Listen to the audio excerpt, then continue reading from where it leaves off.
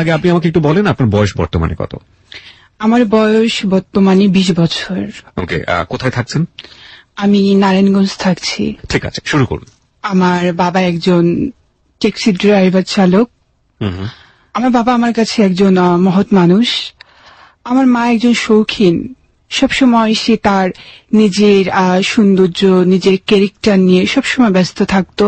চাওয়া পাওয়াটা খুব বেশি ছিল, যেটা আমার বাবার পক্ষে পূরণ করা সম্ভব ছিল না। সবসময় তার টার্গেট ছিল যে সে 10টা হাই সোসাইটি ফ্যামিলির ওয়াইফরা যেভাবে চলে সেভাবে সে চলবে। বাবা সবসময় আমার মাকে বুঝাতো, কিন্তু আমার মা কখনো সেটা বুঝতো না। কিন্তু আমার মা সবসময় তার ভিতর লোভ লালসাটা বেশি ছিল। আমি ছোটবেলা থেকে যেটা দেখতে পাইতাম, সে সবসময় একটা কথা থাকতো যে আমার লাইফে অনেক টাকা দরকার আছে, আমি জীবনে অনেক টাকার মালিক হতে চাই, আমি জীবনে প্রতিষ্ঠিত হতে চাই। তো আমার বাবা বলতো আমার একটা সন্তান আছে, আমি আছি, এরপরে তো তোমার লাইফে আর বড় কিছু চাওয়া পাওয়ার নাই। কয় ভাই বোন ছিলেন আপনারা? আমি একা, আমার আর কোনো ভাই বোন নেই। ওকে। এরপর আমি আমাদের মহল্লাতে একটা প্রাইমারি স্কুল ছিল, স্কুলে আমি ভর্তি হই। যদিও আমার ভর্তির সময় ছিল, প্রাইমারিতে ভর্তি হওয়ার একটু লেট করে সিস্টেম থাকে, কিন্তু শুরু থেকে একটা বাচ্চা যখন বড় হয় তো তার মার সব সময় উৎসাহ থাকে যে আমার বাচ্চাটা বড় হয়েছে, আমি আমার বাচ্চাটাকে লেখাপড়া করাবো, সে বড় হবে, সে বড় হয়ে একটা কিছু করবে। কিন্তু আমার মা কখনো আমার বাবাকেও কেয়ার করতো না, অ্যান্ড আমাকেও কেয়ার করতো না। আমার বাবা যদি একভাবে বলতো, সে আরেকভাবে নিত। সে ওটাকে আর কি জ্ঞান হিসাবে না নিয়ে সে ওটাকে শাসন হিসাবে নিয়ে আমার বাবাকে বিভিন্ন বকাবাজ্য করতো, কিন্তু আমি সেটা শুনতাম। তো আমার বয়স যখন আমার 10 বছর, তখন আমি প্রাইমারিতে ভর্তি হই ক্লাস 1-এ। তখন আমার বাবাই আমাকে, কাজে যাওয়ার আগে আমার বাবা আমাকে বুঝাইতো, বাবা এইভাবে করবা, স্কুলে যাবা। আমার বাবা আমাকে তৈরি করে স্কুল পর্যন্ত পৌঁছে দিত। যখন আমি বাসায় আসতাম তখন আমি দেখতাম বাড়িতে কোনো রান্না বান্না নেই, না খেয়ে আমি বাড়ির আশেপাশে যে বাড়িগুলো ছিল তাদের কাছে যাইতাম। তারা আমাকে অনেক ভালোবাসতো। ছোটবেলা থেকে আমি কিউট ছিলাম, ভালোবেসে আমাকে এরা টিফিন থেকে আমাকে খাবার টাবার দিত। তারপর বাবা আসতো অনেক সময় বাহির থেকে খাবার নিয়ে, আমি তা খাইতাম। আর আমার মা তো সারাক্ষণ বাহিরে থাকতো, কোথায় যাইতো কি করতো আমি বুঝতে পারতাম না। বাবার কাছ থেকে চলে এসে আর কি আমার মুখের দিকে তাকিয়ে রান্না বান্না আমার বাবাই করতো। তা আমি যখন আমার বাবাকে প্রশ্ন করতাম আম্মু কোথায়, তখন আমার বাবা বলতো তোমার আম্মু একটু বাইরে গেছে। তো অনেক সময় আমার মা যখন সারাদিন পরে আসতো, তখন আমার বাবা আমার মাকে যেভাবে প্রশ্ন করবে যে তুমি সারাদিন কোথায় ছিলা, তুমি কেন রান্না বান্না করো নাই, কেন বাচ্চার উপর কেয়ারফুল হও নাই, সেটা না করে দেখা যাচ্ছে যে আমার মা এসে আমার বাবার উপরে উনি রেগে যেত। তখন আমার বাবা যদি কিছু বলতো, আমার বাবাকে অনেক বকাঝোকা দিত, এমনকি আমি অনেক সময় দেখতাম যে সে আমার বাবার উপর আঘাত করতো।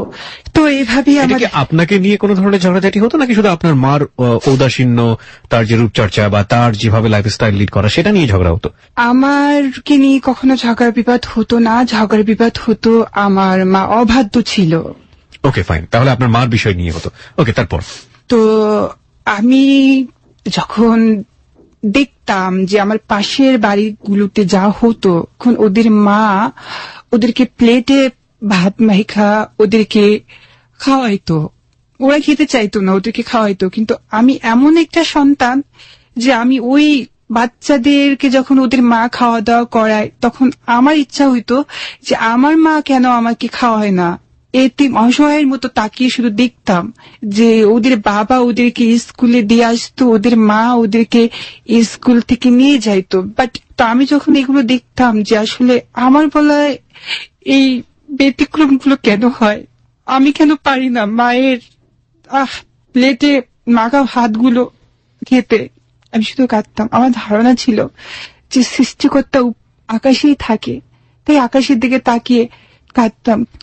তো এক পর্যায়ে আমার মা আমাদের পাশের বাড়ির এক আন্টির বাড়িতে আর কি নিয়মিত আসা যাওয়া করে। তো ওই বাড়িতে আমাদের মহল্লার এক প্রভাবশালী লোক, সেই লোকের সাথে আমার মার ওঠা বসা হয়ে যায়। তো আমার মা এখন আউটডোরে কোথাও আর কি যায় না, সারাক্ষণ ওই বাড়িতেই থাকে।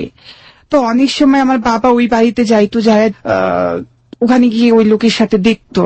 তো দেখার পর আমার মা কি বলতো, তুমি আমার ওয়াইফ, তুমি কেন বেগানা পুরুষের কাছে তুমি এসে বসে থাকো। তারপর ওই লোকটার সাথে কিভাবে আমার মার রিলেশন হয়, কিভাবে সম্পর্ক হয় আমি তা জানি না। তারপর আমার বাবা ওই বাড়িতে যায়, যাওয়ার পর দেখে যে ওই লোকের সাথে আমার মা বসে আছে, ওই লোক ড্রিঙ্কস করছে, যেটাকে বলে মদ। তুমি এখানে এসে পড়ে রইছো, তুমি আমার সাথে চলো। তখন আমার মা বলতেছে যে না, আমি তোমার কাছে আমি যাব না, তোমার ধারায় আমার কোনো লাভ হবে না, আমার অনেক টাকার প্রয়োজন আছে, তাই আমার সমাজের উঁচু তালার লোকদের সাথে আমার মিশতে হবে। তখন আমার বাবা আমার মাকে বলছে যে না, আমার যতটুকু আছে তাই নিয়ে তুমি হ্যাপি থাকবে, তুমি আমার সাথে আসো। যখন আমার মার হাতটা আমার বাবা ধরে, তো ওই লোকটাকে আমার মা বলতেছিল যে তুমি ওর থেকে আমাকে বাঁচাও। তখন আমার বাবাকে ওই লোকটা একটা ঘুষা দিয়ে দেয়ালের সাথে ধাক্কা দিয়ে ফেলে দিল। তখন আমার বাবাকে আর কি সিনার উপরে আর কি সিগারেটের আগুন আমার বাবাকে আর কি চেপে ধরে। তখন আমার বাবা চিৎকার করে আর কি ওই বাসা থেকে বের হয়ে যায়। আপনি যে এই যে ঘটনাটা বললেন, এটা পরবর্তীতে আপনি কার কাছ থেকে শুনেছেন? আমি আমার বাবার কাছ থেকে। বাবার কাছ থেকে শুনেছেন, ওকে। তো ওই আমাদের বাসায় যখন দৌড়ে আমার বাবা আসলো, আমার বাবার চিৎকারে আর কি আশেপাশের লোকজন এসে বললো যে হ্যাঁ ভাই তোমার কি হলো, এই কি। তখন আমার বাবা বলতেছিল যে ওই প্রভাবশালী লোকটা আমাকে আঘাত করছে। প্রভাবশালী বলতে আসলে উনি কে ছিলেন? উনি আমাদের ওই মহল্লার আর কি, উনি একজন পেশাগত ভাবে বিচার আচার করতো, বিচার সালিশি করতো, আবার উনি একজন মাংস বিক্রেতা ছিল, যাকে বলে কসাই। কসাইও ছিল। যে ওই মহল্লার বিচার সালিশি করে, তার বিচার আর কি করবে। তো রাতে আমার মা খুব আর কি সাহসিকতার সাথে বাসায় ঢুকলো। ঢোকার পর আমার বাবাকে বলা উচিত ছিল সরি, এটা সেটা কিছু না বলে আমার কাপড় চাপড় যেখানে যা আসবাবপত্র মূল্যবান যে জিনিসগুলো ছিল মা সবকিছু নিয়ে বের হয়ে যাচ্ছে। তখন বাবা বলতেছে তুমি কোথায় যাচ্ছ, আমি তোমার সাথে আর থাকবো না, আমি ওই প্রভাবশালীর সাথে থাকবো। আচ্ছা যাও, তুমি যাকে নিয়ে হ্যাপি মনে করো তুমি তার কাছে যাও, তুমি তাকে নিয়ে থাকো। তারপর আমার মা চলে যায়। তখন আমি ওই মায়ের হাত ধরেই চলে যাই। যাওয়ার পর আমার মা একটা রুম ভাড়া নেয়। তো দেখি যে 12টার দিকে সেই লোকটা সে আসে। আমি বলতেছি মা এ কে? এ তোমার এখন থেকে তোমার নতুন বাবা।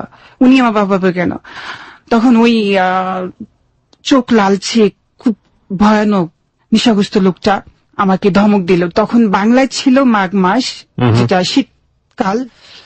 তো আমার মা আমাকে বলে যে বাবা তুমি বাহিরে যাও, আমি আমার হাজবেন্ডকে নিয়ে আমি থাকবো, তুমি কোথায় যাবা তুমি যাও। মা আমি রাত করে আমি কোথায় যাব, এত রাতে তুমি কই যাবা যাও। রাত 12টা-1টার মতো ছিল। আমি ঘর থেকে বের হয়ে যাই, রাস্তা দিয়ে হাঁটতেছিলাম। তো রাস্তার এক নাইট গেট আমাকে বলতেছে এত রাত করে তুমি কোথায় যাচ্ছ বাবা। তো এই ব্যাপার, তখন ওই নাইট গেট আমাকে তার পাশে বসিয়ে রাখলো সারাটা রাত। নাইট গার্ড আপনাকে কোনো প্রশ্ন করেনি যে আপনি কোথা থেকে এসছেন, কেন আপনি তার সাথে থাকবেন, কি অবস্থা? তখন তো আপনি ছোট্ট একেবারে বাচ্চা, তো আপনাকে এই ধরনের কোনো প্রশ্ন কি করেনি? হ্যাঁ, আমাকে সে প্রশ্ন করেছিল এতটুকুই যে এত রাত করে বাবা তুমি কি করছো। তখন আমি বলছি যে আমার মা আমাকে ঘর থেকে বের করে দিয়েছে, এই ব্যাপারে মানে বললাম। বলার পর সে বলতেছে আচ্ছা বাবা প্রবলেম নেই, তুমি আমার সাথে রাতে থাকো। সারা রাত আমি তার সাথে রাস্তায় ছিলাম। তো 1 বছর সকালবেলা যখন আমি বাসায় গেলাম দেখি তাদের ঘুম ভাঙিনি। তো আমি যখন দরজা লক করতেছিলাম তখন সে ঘর থেকে আর কি বের হয়ে আর কি চলে যায়। আমি আমার মাকে বলতেছিলাম মা আমি সারা রাত তো ঘুমাতে পারিনি, আমি একটু ঘুমাতে চাই। মা আমাকে বললো যে না এখন তুই তার মাংসের দোকানে যা, দোকানে গিয়ে তুই বাজার নিয়ে আয়। পরে আমি বাজার করতে গেলাম, বাজার থেকে অনেক বাজার টাজার করে দিলে তারপর আমি বাসায় আসি। আসার পর আমি সকালে নাস্তা ছিলাম আমার মার কাছে। আমার মা আমাকে একটা রুটি ধরিয়ে দিল, আমি সেই রুটিটা খেয়েই ঘুমিয়ে পড়লাম। দুপুরবেলায় আমি যখন আমার মার কাছে খাবার চাইলাম, আমার মা আমাকে ঘর থেকে বের করে দিল, যে ঘুরে আয়। কিছুক্ষণ পরে আমি যখন বাসায় আসলাম, আসার পর দেখলাম আমার সৎ বাবাকে নিয়ে আমার মা খাবার খাচ্ছে। তো এইভাবেই চলতে থাকে আমার সৎ বাবার সাথে, ঘরে হ্যাঁ। আমার জীবনযাপন। সৎ বাবা আমাকে বিভিন্ন সময় গালিগালাজ করতো। তো এক পর্যায়ে, এটা হচ্ছে কয়েকদিন পরের ঘটনা, যে আমাকে বলে আমার মা যে যা বাজারে যা সকালবেলা। যেতে একটু দ্বিধাবোধ করলাম যে আমি বাজারে যাব না। তো এক পর্যায়ে আমাকে মা মারধর করে, আমি মারধর খেয়ে তারপর আমি বাজারে যাই না। তো সেদিন দুপুরবেলা আর কি আমি সেই সৎ বাবা বাসায় আসার পর আমার ওই মায়ের সামনে আমাকে হাতে ধরে ইচ্ছা মতো আমাকে আঘাত করে। ওই এক পর্যায়ে আমার নাক দিয়ে এমনকি কান দিয়ে প্রচন্ড ব্লাডিং হচ্ছিল।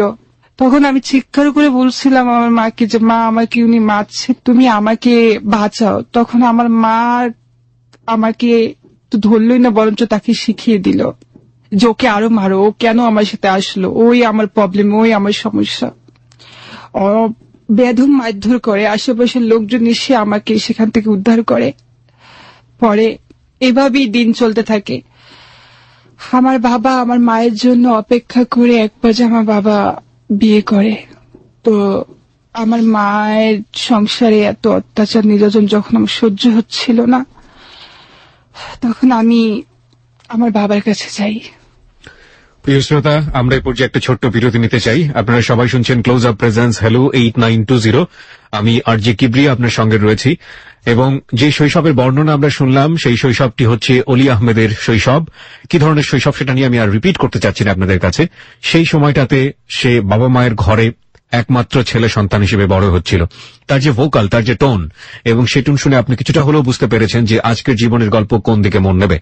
বুঝতেই পারছেন কি পরিবর্তন, কেন পরিবর্তন, এবং এই পরিবর্তনের সাথে সামাজিক পরিবর্তন নাকি অন্য কিছু, কোথায়। কিন্তু আমরা সবসময় একটা কথা বলে থাকি, হ্যালো 8920তে কোনো বিরতিতে কখনোই অনুমান করা যায় না এর পরের জীবনের গল্পটা বা এর পরের সময়টা আসলে কোন দিকে মোড় নিচ্ছে। এই ধারাবাহিকতা হ্যালো 8920 সবসময় মেইনটেইন করে এসছে, আজও সেটা হ্যালো 8920 মেইনটেইন করবে। আপনি চিন্তাও করতে পারবেন না এই জীবনের গল্পটি আপনার অনুমানকে ছাড়িয়ে কোথায় গিয়ে দাঁড়িয়েছে। আমরা মাত্র 3 মিনিটের বিরতি নিতে চাই। 3 মিনিট পরে আবারও ফিরে আসছি ক্লোজ আপ প্রেজেন্স হ্যালো 8920তে। আর আজকে যারা গেস্ট হিসেবে এখানে আছেন তাদের একটা ছোট্ট ভিডিও ক্লিপস এবং একই সাথে ছবি আমরা যে কোনো সময় আমাদের ফেসবুকে দিয়ে দেব।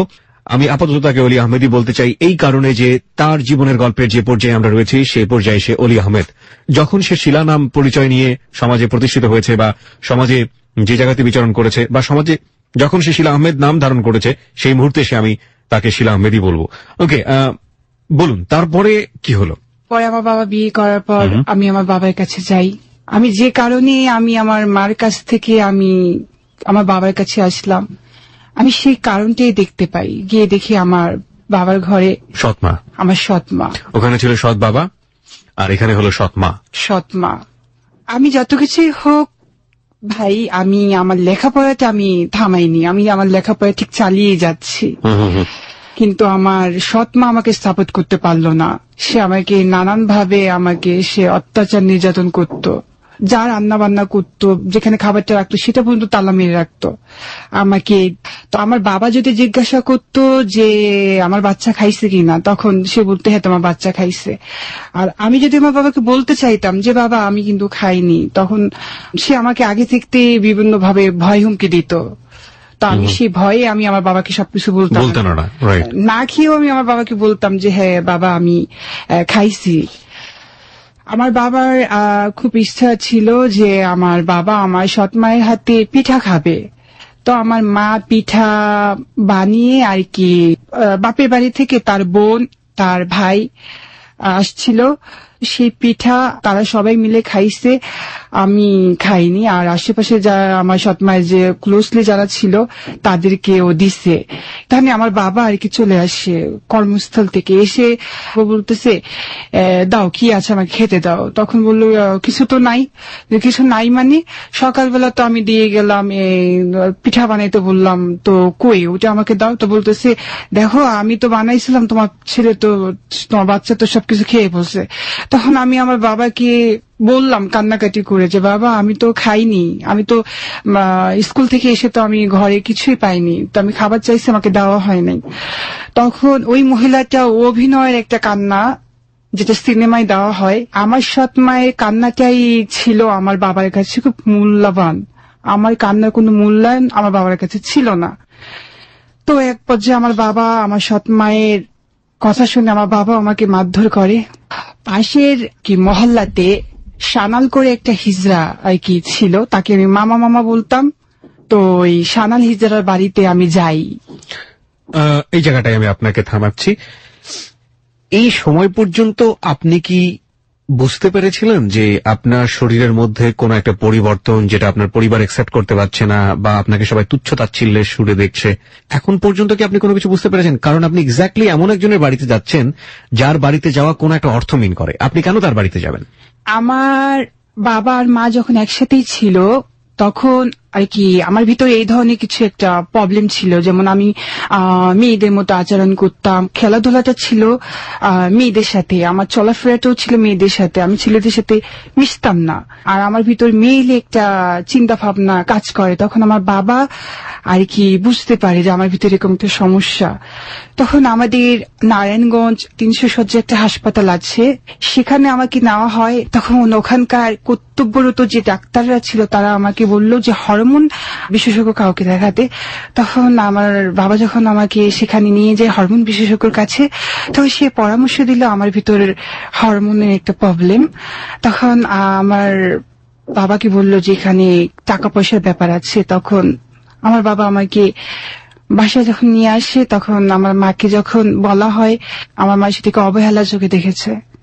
এটাই মানে আপনার আপন মা সেটা? হ্যাঁ, সেটা আমার। তার মানে আমি এটা বুঝতে পারলাম যে আপনার বাবা মা যখন একসঙ্গে ছিলেন তখনই এটা মোটামুটি পরিষ্কার হয়ে গিয়েছিল যে আপনি আসলে তৃতীয় লিঙ্গের একজন মানুষ হতে যাচ্ছেন। হ্যাঁ, এবং সেটা আপনার বাবা মা জানতো।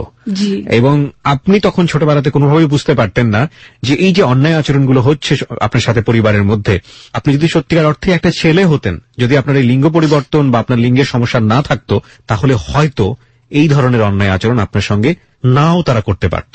হয়তো, আমি মানে অনুমান করে বলছি। আপনি যখন উপলব্ধি করলেন ওই হিজড়ার কাছে যেতে হবে, নাম কি বলছিলেন যেন? ওর নাম সানাল। সানাল।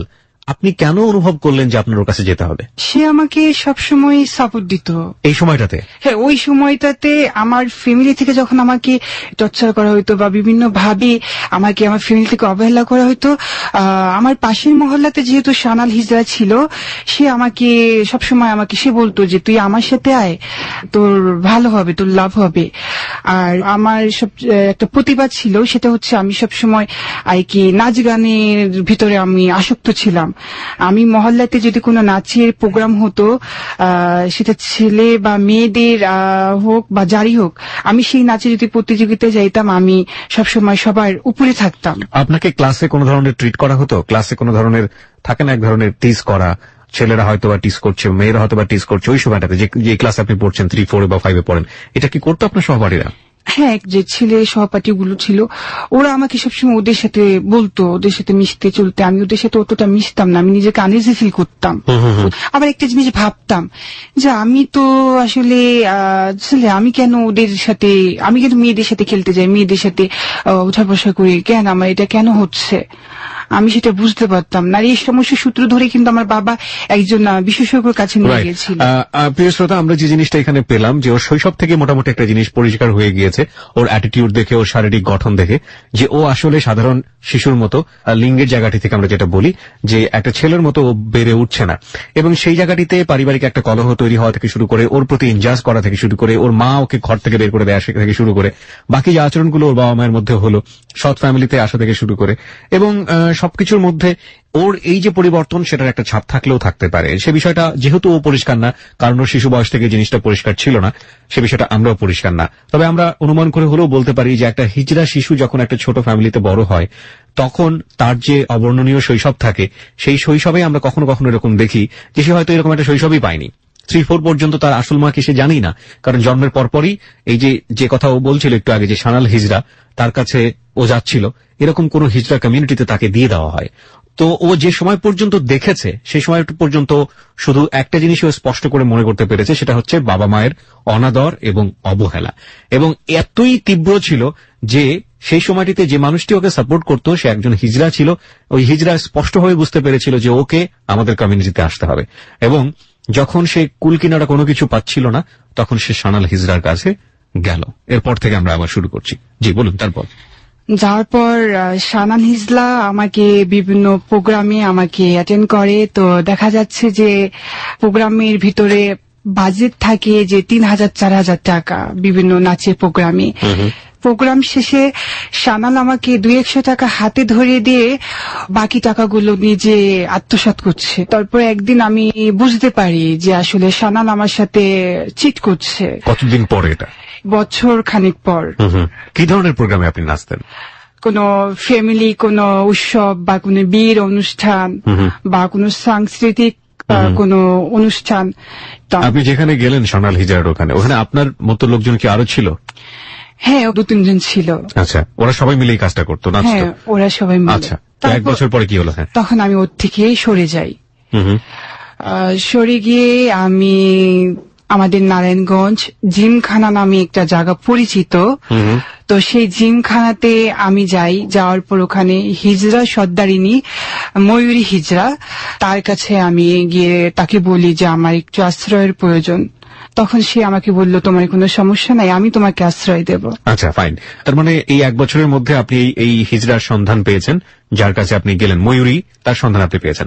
ওকে, এই যে 1 বছর সময় চলে গেল, এই সময়ের মধ্যে কি আপনার ফ্যামিলি থেকে আপনার সঙ্গে কোনো যোগাযোগ, বা আপনি কি আপনার ফ্যামিলিতে যেতে পারতেন? না, যাওয়ার অনেকবার চেষ্টা করেছি, কিন্তু সানাল হিজড়ার সাথে যোগাযোগ করে যখন আমি সমাজে আমি হিজড়া পরিচয় যখন পরিচিত হয়ে যাই, তখন আমার ফ্যামিলি আমাকে আরো দূরত্ব করে দিল। তখন আমি আর আমার ফ্যামিলির সাথে যোগাযোগ করতে চাইলেও আমার ফ্যামিলি আমার সাথে যোগাযোগ করে না।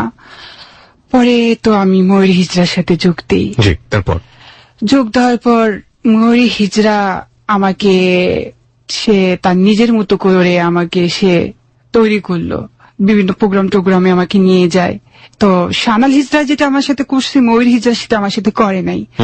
তো আমি বিভিন্ন অনুষ্ঠান প্রোগ্রামে যাই, আমার দিন দিন আমি ভালোর দিকে যাচ্ছি, টাকা পয়সা দিক দিয়ে স্বাবলম্বী হচ্ছি, খাওয়া দাওয়া আমি ঠিক মতো করতে পারছি, ভালো পড়তে পারছি, ভালোভাবে চলতে পারছি।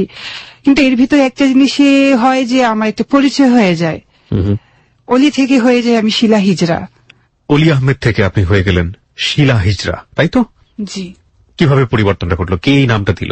আমার নাচের দর্শকরা শিলা নামে ডাকতো আপনাকে? হ্যাঁ, আমার সবসময় একটা পছন্দের গান ছিল, যে গানটি আমি সবসময় ড্যান্স করতাম, শিলা কি জওয়ানি যে একটা গান ছিল। আমি এই যে নাচটার কথা আপনি বলছেন, এই নাচগুলো কি কেউ আপনাকে শিখিয়েছে নাকি আপনি আপনি নিজের মতো করে? নিজের থেকে আর কি আমার শিখা। ওকে, যেহেতু অনুষ্ঠানটা ভিডিও হচ্ছে, হ্যাঁ, আপনি কি ছোট কোনো 2-1টা মুদ্রা আমাদেরকে দেখাতে পারবেন বসে থেকেই, একটু হাত দিয়ে বা কোনো কিছুতে, জাস্ট ছোট্ট করে? ছোট্ট করে বলতে আমি, আপনার গানটা লাগবে? হ্যাঁ। ওকে, সো আমরা ট্রাই করতে পারি। ওকে, ফাইন, গানটা আমি পেয়ে গেছি, তো আমরা একটু জাস্ট স্যাম্পল হিসেবে আমাদের দর্শকদের দেখাতে পারি? অবশ্যই। ঠিক আছে, এবং আমার মনে হয় আপনি নিজেও খুব ইন্টারেস্ট ফিল করছেন। যারা এই ভিডিও ক্লিপসটা একটু দেখতে চান তাদেরকে কিন্তু কষ্ট করে একটু ফেসবুকে আসতে হবে। আমরা চেষ্টা করছি একটা ছোট্ট স্যাম্পল আপনাদেরকে দেখানোর জন্য। আমি কি গানটা ছেড়ে দিব? এই ভিডিওটা দেখতে চান ইনফ্যাক্ট, তারা চলে আসতে পারেন। একটা গান মানুষের জীবনের নামকে পরিবর্তন করে দিল, এবং ছোট একটা স্যাম্পল আমরা দিয়ে দিচ্ছি প্রিয় শ্রোতা। এই গানের ডান্স করতেন হচ্ছে আমাদের এখানে যিনি বসে আছেন, তাকে ততদিন পর্যন্ত আমরা জানতাম হচ্ছে অলি আহমেদ নামে, হ্যাঁ, এবং সেই গানে নাচ করত এবং ধীরে ধীরে তার পরিচয় হয়ে গেল এই গানের সাথে নাচার কারণে শিলা হিজড়া নামে। ডান্সটা কেমন লাগবে আপনাদের কাছে জানি না, কিন্তু যদি এইভাবে ভাবার চেষ্টা করেন যে মানুষের নামের পরিবর্তন হয়ে যাচ্ছে একটা গানের মধ্য দিয়ে, এবং তার যে নাম, সেই নামটা আসলে যে পরিবার রেখেছিল সেই পরিবারও ঠিক সেভাবে ধরে রাখতে পারল না, তাকে ছেড়ে দিতে হলো, এবং একটা সময় গিয়ে সে পরিচয় পেল আমজনতার কাছ থেকে, এবং সেই আমজনতা তাকে রিকগনাইজ করছে একটা গানের মধ্য দিয়ে, শিলা, এবং এই শিলা নামটা ধরেই তাকে বাকি জীবনটা চলতে হবে। একটু অন্যভাবে ভাবা যায়। বাই দ্য ওয়ে, আমরা কন্টিনিউ করতে চাই। আপনাকে ময়ূরী হিজড়া বিভিন্ন ফাংশনে নিয়ে যাচ্ছে, আপনি এই গানের সাথে নাচছেন এবং এটা দেখে আপনার দর্শকরা আপনাকে শিলা হিজড়া নামে নাম দিয়ে দিল। তারপর এই নামেই আমি সবার কাছে পরিচিত হয়ে গেলাম। প্রিয় শ্রোতা, আমি ফাঁকে একটু বলে নেই, এই ভিডিওটা আমরা আমাদের ফেসবুকে দিয়ে দিচ্ছি, হয়তো একটু সময় লাগবে এটা আপলোড হতে। আপনি কি আপনার ভিউয়ার্স যারা আছে, বন্ধু বান্ধবী যারা আছে, তাদেরকে আহ্বান জানাতে চান কিনা আপনার এই হট ভিডিওটা দেখার জন্য? ওকে, আমি এতটুকুই বলবো যে আমার যে রিলেটিভ যারা আছে বা এবিসি রেডিওর যে শ্রোতা আছে সবাইকে রিকোয়েস্ট করবো যে আপনারা দেখবেন। ইনফ্যাক্ট আপনি যেটা করেন স্টেজে সেটা তো এই ছোট্ট জায়গাতে করা সম্ভব ছিল না, ছোট্ট একটা স্যাম্পল দিয়েছেন আপনি, আর আমার ওরকম কোনো ছিল না, প্রিপারেশনও ছিল না। ওকে, বাই দ্য ওয়ে, সো যারা দেখতে চান চলে আসতে পারেন আমাদের ফেসবুক পেজে। আমাদের ফেসবুকের ঠিকানা www.facebook.com/hello8920। ওকে, তারপর ময়ূরী হিজড়ার সাথে বিভিন্ন প্রোগ্রামে যাই, সে আমাকে বিভিন্ন প্রোগ্রামে সুযোগ করে দেয়। আর বিভিন্ন সময় কালেকশনেও যাইতাম। তো কালেকশন করতে গেলে যে সমস্যাটা আর কি বেশি দেখা যাইতো বা নিজের কাছে কষ্ট লাগতো, সেটা হচ্ছে যে অনেক সময় দোকানে যাইতাম, তো দেখা যাচ্ছে যে অনেকে অনেক বাজে কথা বলতো। যখন আপনি কালেকশনে গেলেন সেই সময়টাতে আপনার বয়স কত? 16 কিংবা 17 হবে। বাড়ি ছেড়েছেন কবে? 12 বছর। তার মানে এই 4 বছর। এই 4 বছরে কি আপনার বাড়ির সাথে কোনো যোগাযোগ হয়েছে? শিলা হিজড়ায় যে পরিণত হয়েছি, আমি যে শিলা, আমি সেইভাবেই আমি আমার বাবার সামনে আমি যাই। যাওয়ার পর আমার বাবা আমাকে বলতেছে যে না, তোকে আমি আমার সন্তান হিসাবে আমি সাপোর্ট করব না, তুই তোর মতো থাক, আমাদেরকে আমাদের মতো থাকতে দে। পরে আমার বাবাকে আমি বললাম যে বাবা, আমি সবার চোখে যাই হই অন্য মানুষ, কিন্তু আমিও তোমাদের কাছে আমি তোমাদের সন্তান। তখন বাবা আমাকে আর কি বকাঝকা দেয়, অনেক বাজে কথা বলে। এরপর আমি আর বাবার সাথে যোগাযোগ করার চেষ্টা করি না। আপনি কি এই শাড়ি পরে একেবারে একটা নারী সেজে বাড়িতে গিয়েছিলেন? হ্যাঁ, আমি একটা নারী সেজে আমি আমার বাবার সামনে গিয়েছিলাম। কতদিন পরে গিয়েছিলেন বাড়ি ছাড়ার? 2 বছর পর আমি গিয়েছিলাম। মার সঙ্গে কি এরপর আর কোনো যোগাযোগ হয়েছে আপনার? না, মায়ের সঙ্গে আমার আর কোনো যোগাযোগ নেই। আপনি যে কমিউনিটিতে গেলেন সেই কমিউনিটির কাউকে কি আপনি কখনো মা ডাকতেন বা কোনো নিয়ম নীতি আছে কিনা ইনফ্যাক্ট ওখানে? হ্যাঁ, আমার গুরু মা, আমি তার মাঝে আমার মাকে খুঁজে পাইতাম। প্রিয় শ্রোতা, আমরা এই জায়গাটিতে ছোট্ট একটা বিরতি নিতে চাই। আমরা রাত 12:06 ফিরে আসব। আপনারা শুনছেন আজকে, এখন আমরা পরিষ্কার করেই বলতে পারি, শিলা হিজড়ার জীবনের গল্প। এবং এই শিলা হিজড়ার জীবনের গল্প আমাদেরকে শেষ পর্যন্ত কোথায় নিয়ে যায়? আজকের জীবনের গল্পের সবচেয়ে ইন্টারেস্টিং এবং টার্নিং পয়েন্ট আমরা এখন পর্যন্ত আসেনি। আমরা এরকম বলতে পারবো বাংলাদেশে কতগুলো হিজড়া আছেন, তাদের পরিসংখ্যান নিশ্চয়ই খুঁজলে পাওয়া যাবে, এবং তাদের জীবনে বিটার এক্সপেরিয়েন্স শৈশব থেকে শুরু করে একটা হিজড়ায় পরিণত হওয়া সমাজের কাছে তাদের জীবনে এর চাইতেও অনেক ভয়াবহ রকমের অভিজ্ঞতা আছে, কিংবা এর চেয়েও কম। কিন্তু শিলাকে আমরা কেন হ্যালো 8920 জন্য নির্বাচন করলাম এবং শিলার জীবনের টার্নিং পয়েন্ট আসলে কি, কেনই শিলা হ্যালো 8920 তার জীবনের গল্প বলতে আসলো, that is the ultima of the story. এবং এই জায়গাটিতে আমরা আসবো ঠিক রাত 12:06 পর থেকে। সুতরাং সবাইকে বলছি আজকের এই জীবনের গল্পটি খুব মনোযোগ দিয়ে শোনার জন্য, এবং যে আজকে সোসাইটিতে অনেক বড় একটা হিট করার মতো স্টোরি হচ্ছে আজকের হ্যালো 8920। যারা শিলা হিজড়াকে দেখতে চান, এই ভিডিওটা দিয়ে দেওয়া হয়েছে ফেসবুকে, চলে আসতে পারেন আমাদের ফেসবুক পেজে। আমাদের ফেসবুকের ঠিকানা www.facebook.com/hello8920। আমি আবারও বলছি www.facebook.com/hello8920। ওখানে গিয়ে লাইক দেবার সঙ্গে সঙ্গে আপনি হ্যালো 8920 মেম্বার হয়ে যাবেন। ফিরে আসছি ঠিক রাত 12:06। প্রিয় শ্রোতা, সময় এখন রাত 12:06। আপনারা সবাই শুনছেন ক্লোজ আপ প্রেজেন্স হ্যালো 8920। আমি আরজে কিবরি আপনার সঙ্গে রয়েছি, এবং সঙ্গে রয়েছে আমার টিম মেম্বাররা আরজে শাকিল, খালিদ এবং লোবান। এবং আজকে যার জীবনের গল্প প্রচারিত হচ্ছে, অ্যাকর্ডিং টু হার ভয়েস আমরা বলবো, তার নাম হচ্ছে শিলা হিজড়া। শিলার জীবনের গল্পে আমরা ফিরে যেতে চাই। যদিও হিজড়া শব্দটি নিয়ে আমাদের যথেষ্ট আপত্তি আছে, এটা আসলে কমিউনিটিতে এক ধরনের স্ল্যাংই হয়ে গেছে আমরা বলতে চাই, কিন্তু ওদের নিয়ে আরো ভালো ভালো কিছু শব্দ আছে, বৃহন্নল্লা থেকে শুরু করে অনেক কিছুই, সেগুলো হয়তো মানুষের কাছে পরিচিত নয়। আমরা দ্বিতীয়বারের মতো হ্যালো 8920 একজন হিজড়ার জীবনের গল্প প্রচার করছি। এর আগে আপনারা হয়তো বা শুনে থাকবেন, রন্টি হিজড়া নামে একজন বন্ধু আমাদের এখানে এসেছিল, যার জীবনের গল্প প্রচার করা হয়েছিল, ব্যাপক সাড়া পেয়েছিলাম আমরা। এবং আজকে যার জীবনের গল্প প্রচার করা হচ্ছে, ইন এ ডিফারেন্ট অ্যাঙ্গেল, তার জীবনের গল্প আমাদেরকে অনেক বড় কিছু আজকে একটা শিখিয়ে যাবে, এবং সেটা নিয়ে আলোচনা সমালোচনার অফকোর্স একটা জায়গা আছে, আমরা সেখান থেকে ফিরতে চাই। আর এই ফাঁকে সবাইকে বলছি, আপনি যদি হ্যালো 8920 এসে আপনার জীবনের গল্প বলতে চান, সেক্ষেত্রে আপনি আমাদেরকে ফোন করবেন। আমাদের ফোন নাম্বারটি হচ্ছে 09613892892। আমি আবারও বলছি 09613892892। এছাড়াও আপনি পুরনো নাম্বারে ফোন করতে পারেন। আমাদের নাম্বারটি হচ্ছে 91156668। আবারও বলছি 91156668। আর ফেসবুকে শিলা হিজরার ছবি এবং একই সাথে তার একটা ছোট্ট ভিডিও ক্লিপস দিয়ে দেওয়া হয়েছে, আপনারা চাইলে এসে দেখতে পারেন। আমাদের ফেসবুকের ঠিকানা www.facebook.com/hello8920। আমি আবারও বলি www.facebook.com/hello8920। ওখানে গিয়ে লাইক দেওয়ার সঙ্গে সঙ্গে আপনি হ্যালো 8920 মেম্বার হয়ে যাবেন। শিলা, তারপর দেখা যাচ্ছে মানুষ আমাদেরকে অবহেলাটাই বেশি করে। এর ভিতরে আমাদের নারায়ণগঞ্জ মেমিং চাইনিজ নামে একটা চাইনিজ রেস্টুরেন্ট আছে, যেখানে শুধু হাই সোসাইটি লোকেরাই ওখানে যাতায়াতটা বেশি। তো একদিন যাওয়ার পর সবাই হাসাহাসি শুরু করে দিল। তো এরপর আমি যখন বসি, তো একজন লোক এসে আমাকে প্রশ্ন করলো যে কি লাগবে, তো তাকে বললাম যে আমি স্যুপ খাবো। এর ভিতরে দেখা যাচ্ছে যে আমার পাশে কিছু কলেজ স্টুডেন্ট ছিল, আরো হাই সোসাইটি অনেক লোক ছিল। এরা আর কি আমার কাছ থেকে উঠে গেল, এক পর্যায়ে চলে গেল। তখন একটু মন খারাপ করলাম যে বিধাতা সৃষ্টির ফসল যদি হিজড়া সম্প্রদায় হয়, তবে কেন এই সমাজের মানুষগুলো থেকে কেন আমাদের অবহেলা করা হয়। এটা আমার 16 কোটি মানুষ। ইনফ্যাক্ট প্রশ্নটা নিশ্চয়ই আমারও, এবং এটা সত্যি কথা বলতে কি, মানে এই চিত্র যে রাতারাতি পরিবর্তন হবে সেটা সম্ভব না, বাট আমরা নক করতে চাই। আমি এটা ড্যামলি শিওর, এই শিলা আজকে এখানে হ্যালো 8920 জীবনের গল্প বলছে বলেই অনেক বেশি কিউরিওসিটি নিয়ে অনেকেই হয়তো আজকে প্রথমবারের মতো হ্যালো 8920 শুনছেন, কারণ ও হিজড়া। ও যে মেসেজটা এখানে দিতে এসছে, সে মেসেজটা অনেকেই নেবেন না, আজকের এই পর্বটিকে অনেকেই বিনোদন হিসেবে নেবেন। আমি জানি যতবারই আমরা গলা ফেটে বলি না কেন হ্যালো 8920 কোনো বিনোদনের অনুষ্ঠান নয়, তারপরেও এগুলো কারো কারো কাছে বিনোদন। এবং যে মেসেজটা আমরা দেবার চেষ্টা করছি সেটা হয়তো অনেকেই নেবেন না। এটাও ঠিক যে ও আজকের অনুষ্ঠানটা শেষ করে যখন হয়তো এখান থেকে বের হয়ে যাবে, অনেক লোক ওকে দেখার জন্য নিচে দাঁড়িয়ে থাকবে। এই যে ব্যাপারগুলো, এই যে সেন্সটা গ্রো করা, এটা এই সমাজটা রাতারাতি পাল্টে যাবে না।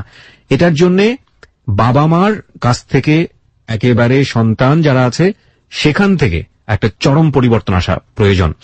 সেই কথাগুলো নয় আমরা শেষের দিকে বলবো, আমরা স্টোরির দিকে আরো যেতে চাই, কারণ আজকের এই হিজড়া নিয়ে আমাদের আসলে বলার জায়গা না, আমাদের বলার জায়গাটা আসলে অন্যখানে। সেই জায়গাটা এখন পর্যন্ত আমরা নক করিনি, তবে আমরা যাচ্ছি সেই জায়গাটিতে। তারপর বলুন। তারপর আমি বাসায় চিন্তা করলাম যে মানুষ আমাদেরকে কেন অবহেলা করে।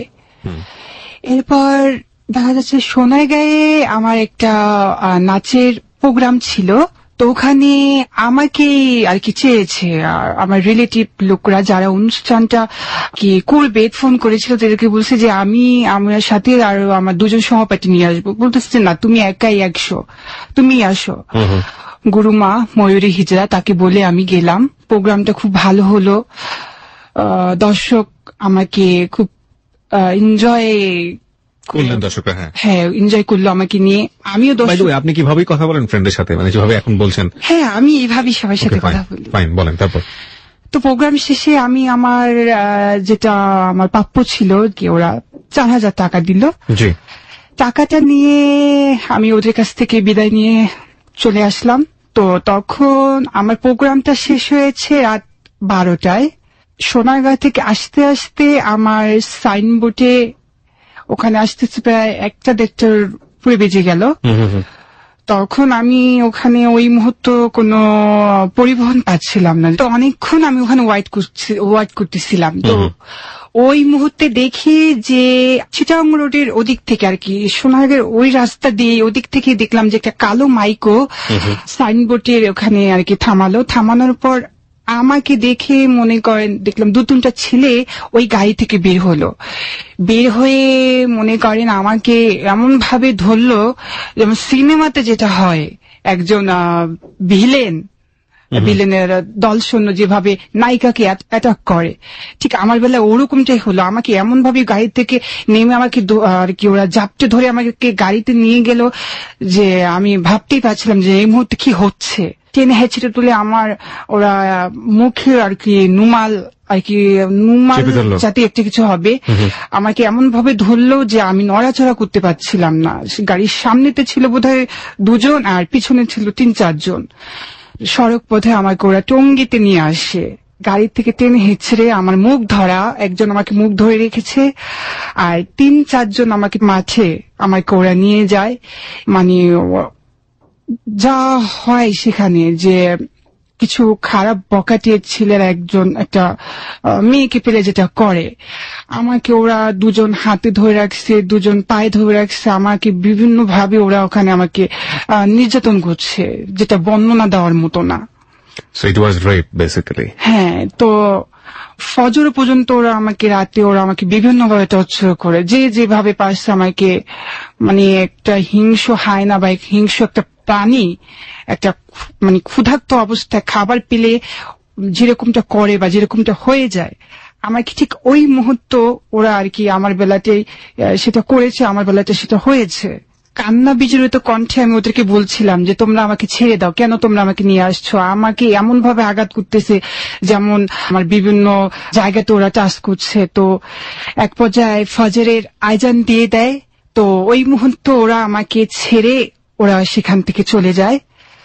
আমি একটা ধর্ষিতা মেয়ে, মানে তাকে ধর্ষণ করার পর রেপ করার পর ওই মেয়েটার বেলায় যেটা হয়, ওই অবস্থাতে মেয়েটা যা করে, আমার বেলাটাই সেটাই হয়েছে। আমি তখন ডানে বা আমি কিচ্ছু দেখছিলাম না, আমি সোজা পায়ে হাঁটতেছিলাম।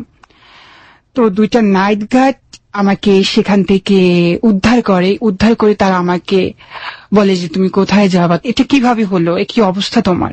তখন আমি তাদেরকে সিম্পল একটা বর্ণনা দেই যে আমাকে কিছু বকাটিরা আমাকে ওই জায়গা থেকে আমাকে এখানে নিয়ে আসছে। নাইট গার্ডরা আমাকে বলল, মা যেটা হয়েছে তোমার সাথে এটা সচরাচর সমাজে হয়। তো যাই হোক, নাইট গার্ডরা আমাকে 200 টাকা আমাকে হাতে ধরিয়ে দিল। তারপর কোনোভাবে আমি আসি। তো আসার সময় আমাকে বিভিন্ন ভাবে পথে আমাকে বিভিন্ন মানুষের বিভিন্ন প্রশ্নের সম্মুখীন হতে হয়। ওই অবস্থাতে মানে চিড়িয়াখানাতে যেভাবে আর কি এরা জীবজন্তুগুলোকে দেখে, অবাক করে একটা জিনিস দেখে, ঠিক সেইভাবে আমাকে আসার পথে মানুষ আমাকে ওইভাবে দেখছে। গুলিস্থানে যখন আমি নামি নারায়ণগঞ্জের গাড়িতে ওঠার জন্য, গুলিস্থানে এক কথায় আমাকে নিয়ে মানুষ ভিড় করে দেখছে আমার একই অবস্থা। পরে আমি কোনোভাবে নারায়ণগঞ্জে আসি, এজন্য কদিন আমাকে রেস্টে থাকতে হয়।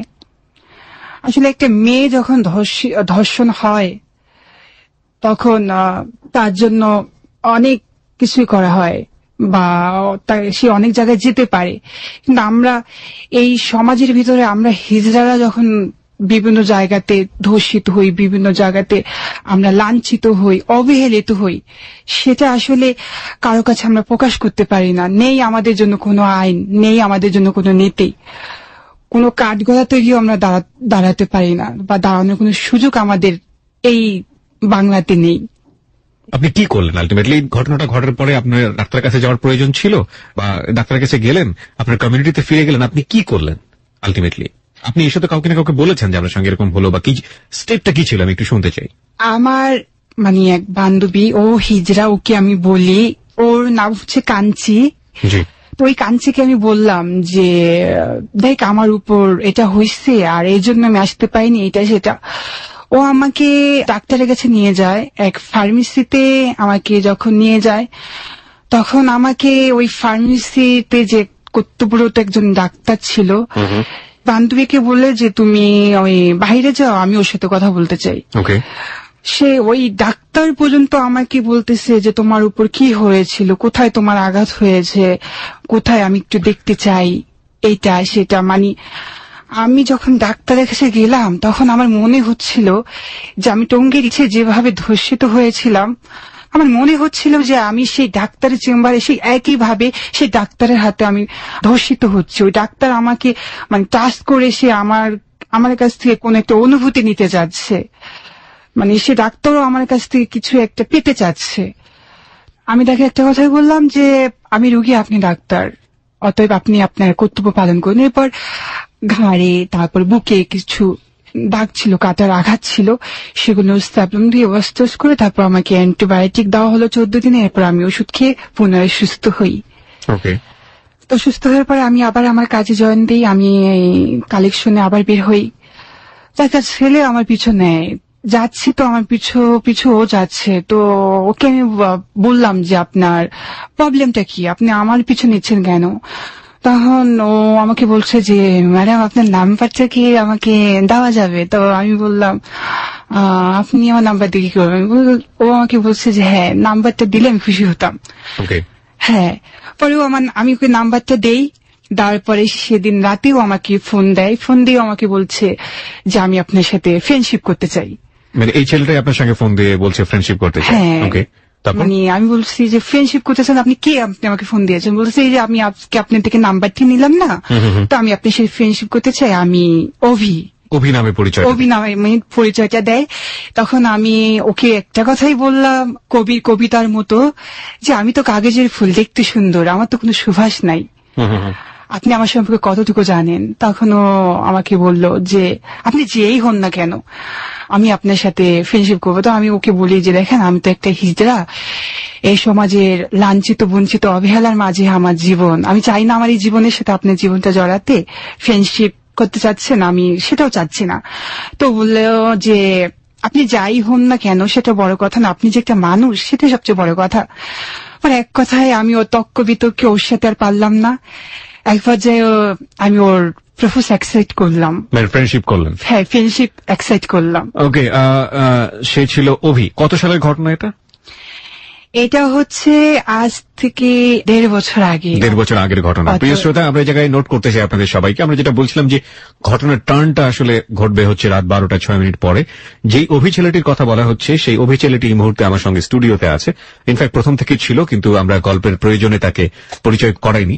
তো আমি সরাসরি অভির কাছ থেকে জানতে চাই যে অভি আসলে কি হয়েছিল ওই সময়টাতে। ও যেটা বলল যে আপনি পিছন থেকে ডাক দিয়ে ওকে বললেন যে ম্যাডাম আপনার ফোন নাম্বারটা পাওয়া যাবে কিনা, আসলে কি হয়েছিল, কি মানে ঘটনাটা কি ছিল? ইনফ্যাক্ট এরকম ভাবে কোন একটা মেয়ে বা একটা মানুষের নাম্বার চাওয়াটাও তো এক ধরনের শালীনতা ব্যাপার না, তাই না?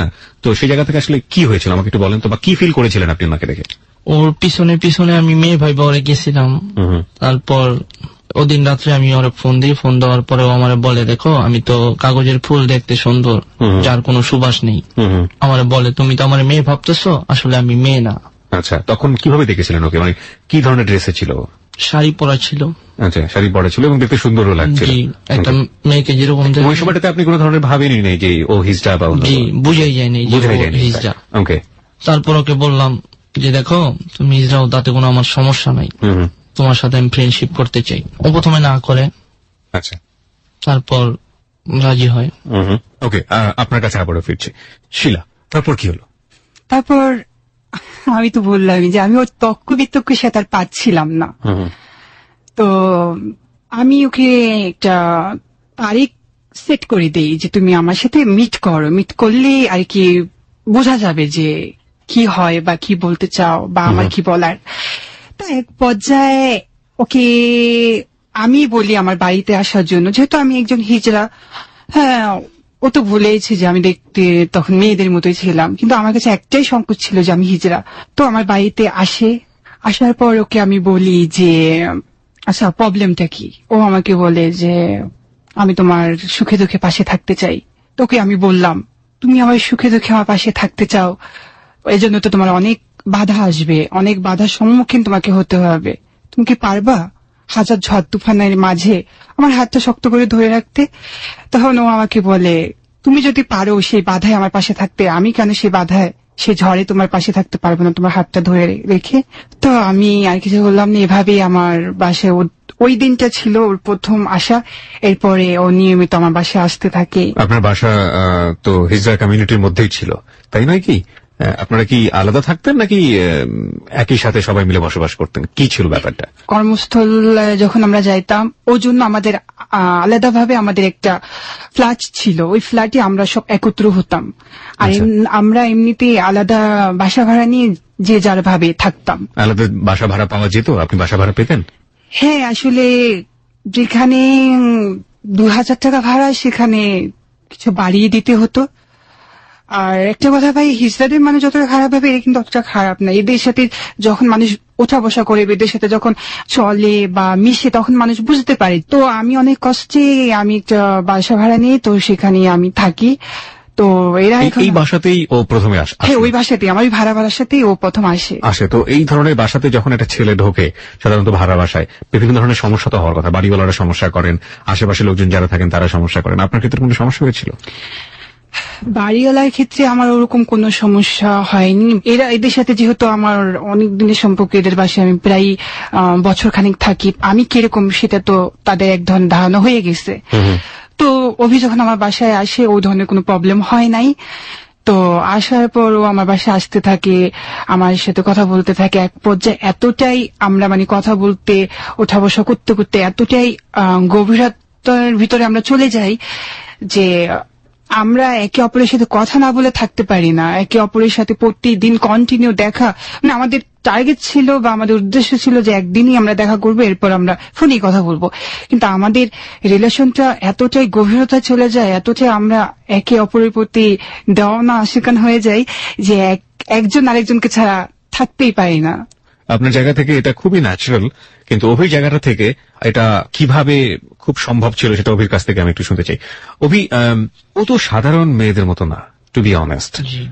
আপনি একটা সাধারণ ফ্যামিলিতে বড় হয়েছেন, সাধারণ একটা কমিউনিটিতে বড় হয়েছেন। ওর শৈশব, ওর কমিউনিটি সম্পূর্ণই আলাদা। সেক্ষেত্রে আপনি যখন জানলেন যে ও সাধারণ একটা মেয়ের মতো না, ও হিজড়া আমরা যেটা বলে থাকি, তারপরেও ও যেটা বলছে যে দেওয়ানা আশেকান হয়ে যাওয়া, এটা কিভাবে সম্ভব? আপনার ফিল যেটা ছিল আপনি স্টোরির মতো করেই আমাদেরকে বলেন।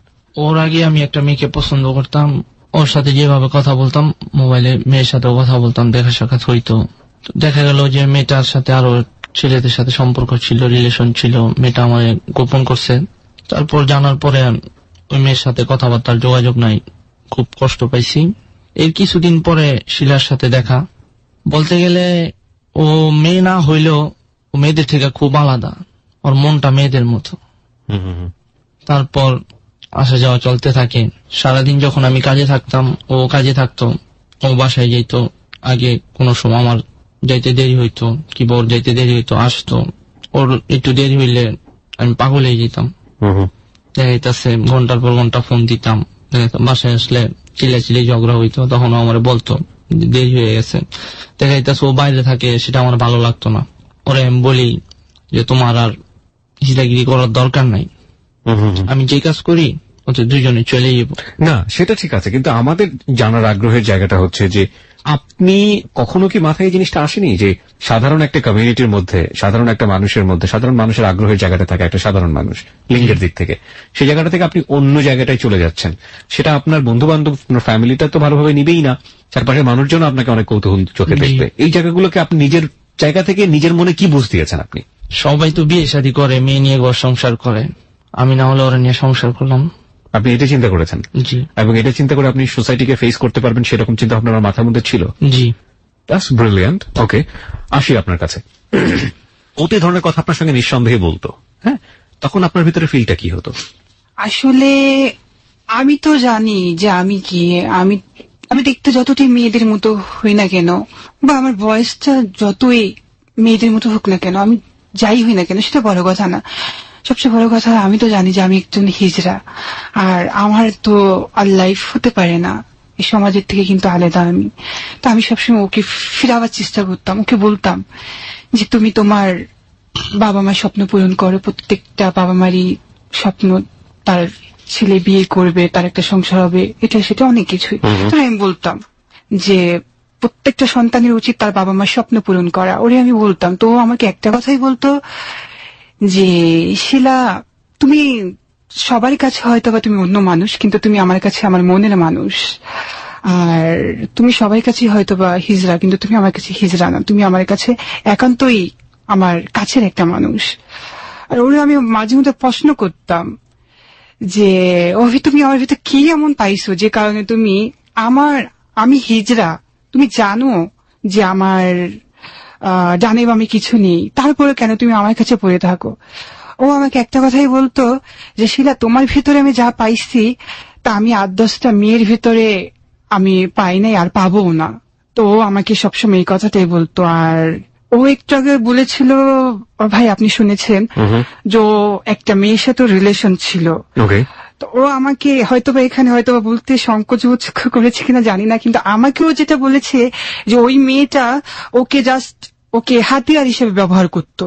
ওই মেয়েটা নাকি ওর কাছ থেকে টাকা পয়সা খাইতো, এই শপিং এ যাবো, এই চাইনিজ রেস্টুরেন্টে যাবো, টাকা দাও, এটা করো ওটা করো, ওর কাছ থেকে অনেক টাকা হাতিয়ে নিয়েছে।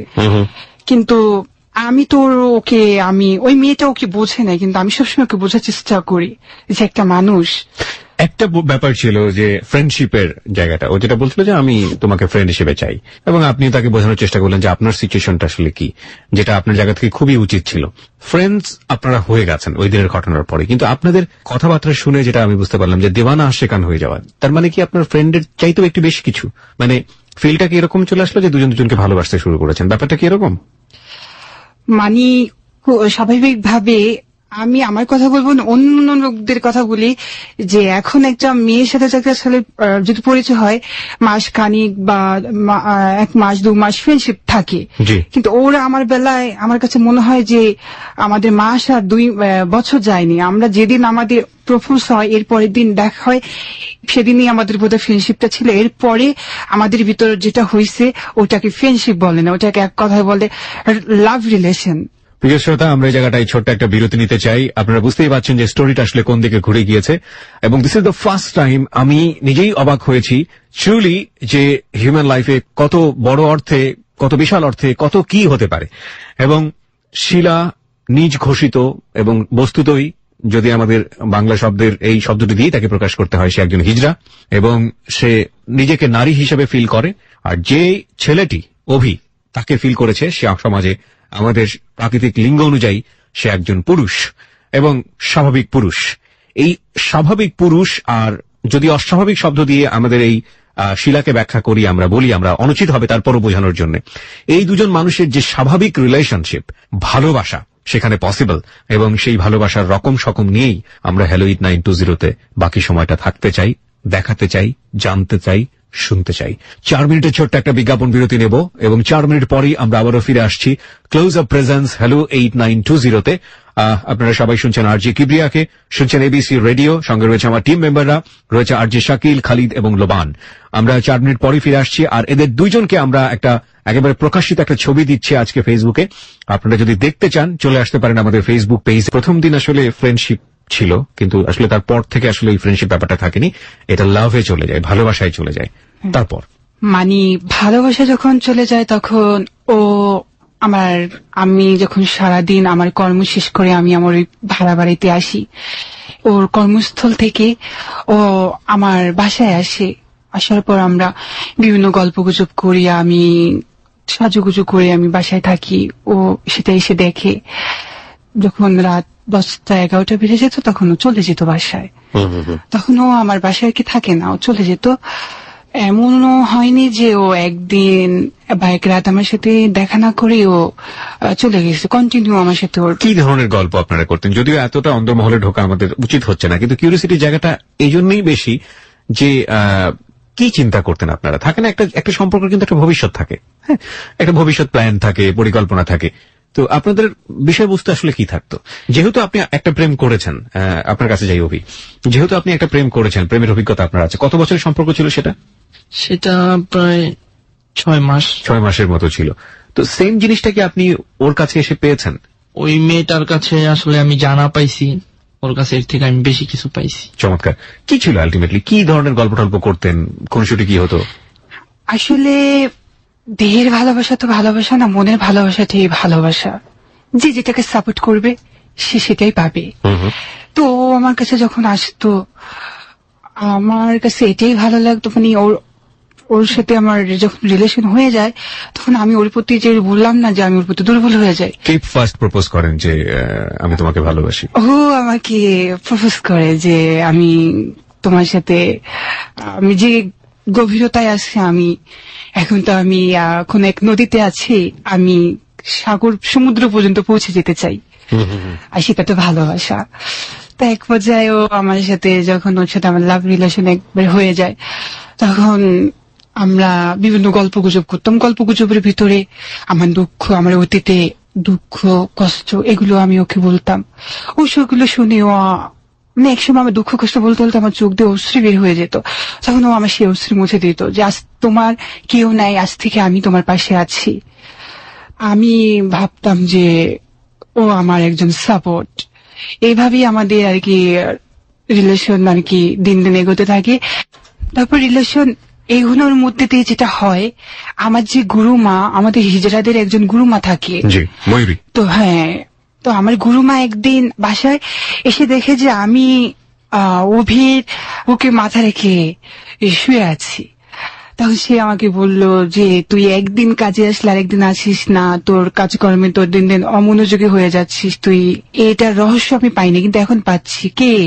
হ্যাঁ, আমি বললাম যে ওরে আমি অনেক লাইক করি। তখন সামনেই ঘটে। ওকে। তো এক পর্যায়ে আমার হিজড়াদের থেকে আমার একটা অবজেকশন আসে যে তুই আর ওর সাথে রিলেশন রাখতে পারবি না। আমি কি করি, সেই দিন আমি ও সবসময় যায় রাত 10টা-11টার দিকে, কিন্তু সেদিন রাত 9টা বাজে ওকে আমি কান্না বিজড়িত কণ্ঠে ওকে আমি আমার ঘর থেকে আমি আমার গুরুমার সম্মুখীন আমি ওকে বের করে দিই। ও যেতে চায় না, তা আমি ওকে বের করে দিই। আমি বলছি তুমি চলে যাও। আমার গুরুমা আমাকে একটা কথা বলছিল যে দেখ ওরা তো ক্ষণিকের জন্য আমাদের মাঝে এসেছে, ওরা থাকবে না। তো আমি বলছিলাম যে না, ও সবার মতো না, ও আমার পাশে সুখে তোকে থাকবে। তো আমি বলছি আচ্ছা, যেদিন তুমি আমার এখানে আসতে পারবা, তুমি আমাকে ভালোবেসে তুমি যখন আসতে পারবা, তুমি তোমার সবকিছু ছেড়ে, সেদিন আমি তোমাকে সাপোর্ট করবো, তুমি চলে যাও, আমি আর চাই না। আমার গুরু মা আমাকে বলছিল যে কে আপন, হিজড়া তোর কাছে আপন নাকি এই ছেলেটি আপন? তখন আমি বলছিলাম যে আসলে হিজড়ারাই আমার আপন। ও আমাকে ভালোবাসে, কিন্তু ও তো ওরকম কিছু আমার জন্য দেখায়নি বা করেনি। রাইট। সেদিন বের করে দেই। ও আমাকে সেদিন রাতে ফোন করে আমার দুনিয়া কান্নাকাটি করে, দুনিয়ার মানে তোর কান্না আমি সহ্য করতে না পেরে আমি কি করি যে আমি কি করবো, আমি নিজেই রক্তাক্ত হয়ে যাই, নিজেই হাত কাটি এখানে ওখানে কেটে আমি রক্তাক্ত যে আমি এখন কোন পর্যায়ে আছি, আমি কোন দিকে যাব। ও পরের দিন আসার পরও আমাকে বলে শিলা আমি সব ছাড়তে পারবো, আমি তোমার ছাড়তে পারবো না, আমি কি করতে পারি? তো আমাকে বলল তুমি কি চাও? আমি কই আমার হিজড়াদেরকে চাই। তো বলতেছে তুমি কি আমাকে ভালোবাসো না? বলছে হ্যাঁ তোমাকে ভালোবাসি। এখানে আপনাকে আমি একটু থামাচ্ছি।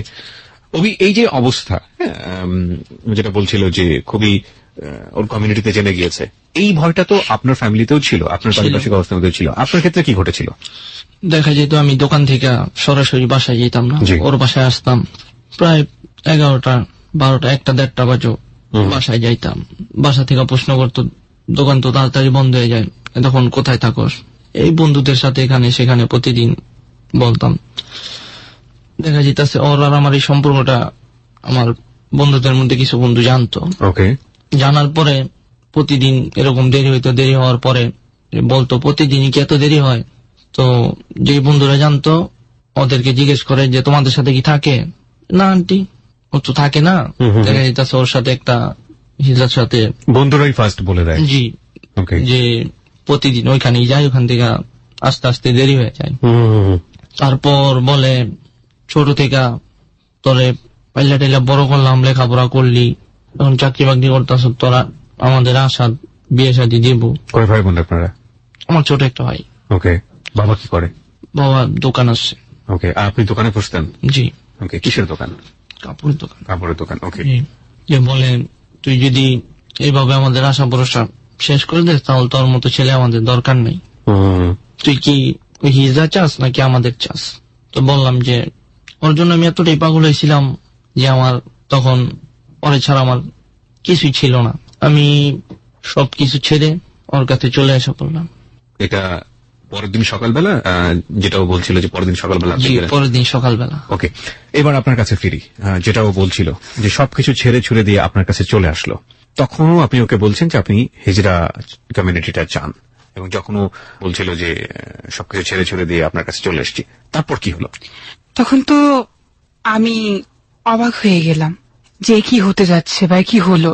আমার ধ্যান ধারণা চিন্তা ভাবনা সব পাল্টে গেল। ওই যে আমার কাছে একটা কথাই ছিল যে আমি আমার হিজড়াদেরকে চাই, আমি তোমাকে চাই না। তখন আমার ভিতরে আমার বিবেক থেকে একটা প্রশ্ন আসলো যে একটা ছেলে সব দিক আছে, আমার তো কোনো দিকই নেই, সমাজে নেই, আমার কিছু নেই, আমি সবকিছু থেকেই তো ভিন্ন।